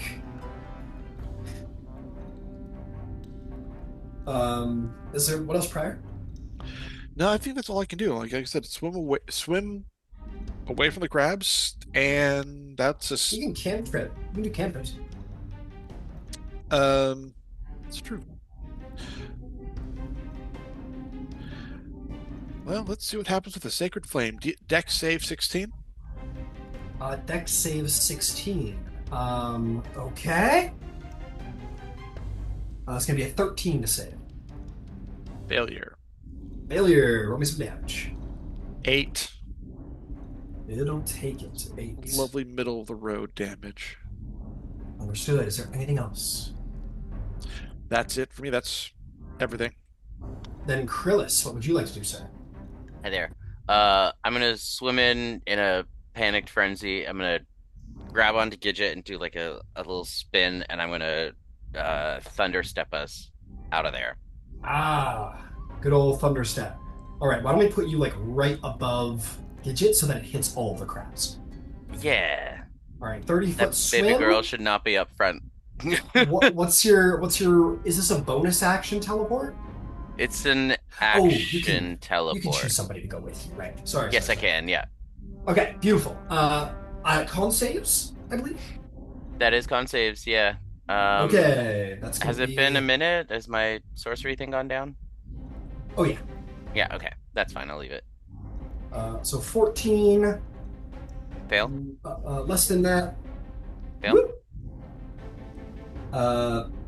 16 Succeed. and a 21. Yeah. 2 succeed, 2 fail, and you Okay. blast away with Gidget for 60 feet. Go ahead and 12 roll for damage. fails and 6 for successes. Got it. Where do you want to go with Gidget? That's an excellent question. Want to go like towards the entrance? Do you want to go straight up? What would you like to do? Up is probably a good idea. Let's go 30 feet up. I can tell these things can't swim. I know water creatures at least enough to know if they can swim or not. Oh yeah, absolutely. Yeah, So I'm you just want gonna to go 30 up. feet up. That's it. Yeah. Okay. Let's go 20 feet up. 25. Sorry, I'm being annoying. Okay, understood. What was the damage again?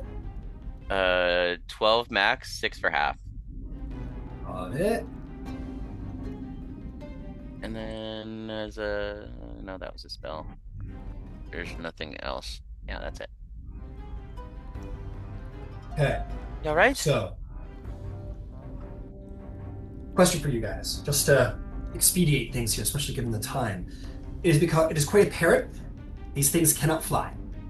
You guys have enough. You have single target cantrips, and if you were to fire them, they wouldn't harm the clay tablets because like they're single targets. They're not like AOE's. If you were to fire AOE's in here, you might destroy the archaeological finds. But your single targets, cantrips are just fine. Would you guys like to do, from a higher swimming position, something of what we'll call like an airstrike basically on them? Yeah. Airstrike. Yeah. Dude, These guys hell have yeah. These guys have more than 60 hit points apiece, so we'll be here for a while if we play it out. But with your Okay. swimming abilities, you guys can just. Yeah. Yeah, and then we started blasting. I'll So use what we'll say, literally. I have Force Blast. and you got Force Blast. So here's what we'll say. At least 1 or 2 of them are killed. The rest manage to find cracks in the wall and like skitter away, probably forever. They have come to realize that this is a incredibly dangerous and hostile area, more than they can handle. To your just passive knowledge of sea creatures, Krillis, you're like, yeah, they fucked off. Probably Yeah. for good. They're not coming back. A stronger predators showed up in their territory, and they will not be back. So 2 of them lay dead, 2 of them have left, and the discoveries are yours for the taking.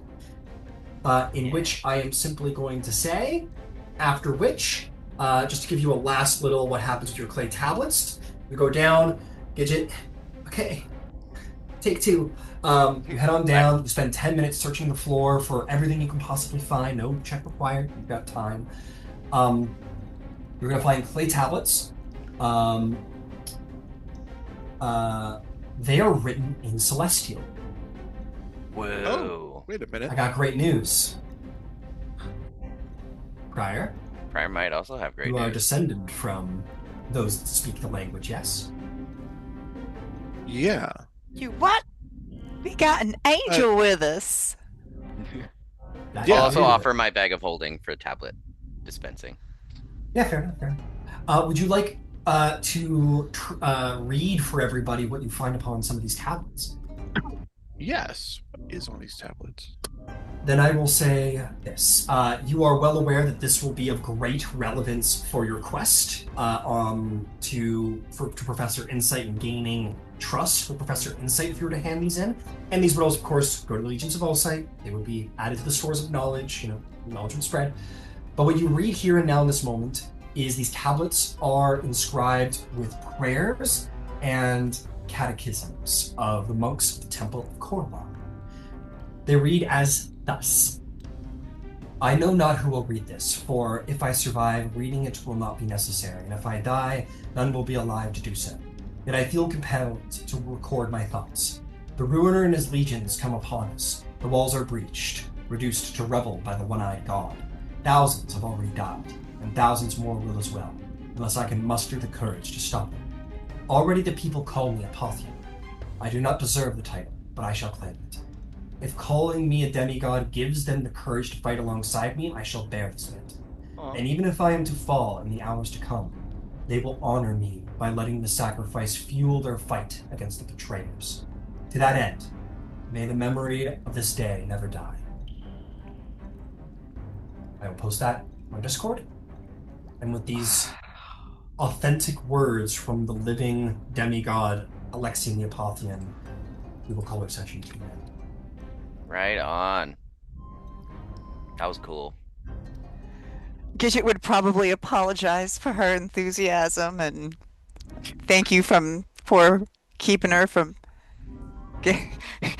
getting ate by crabs. Usually it goes the other way, and she didn't like the other way very much.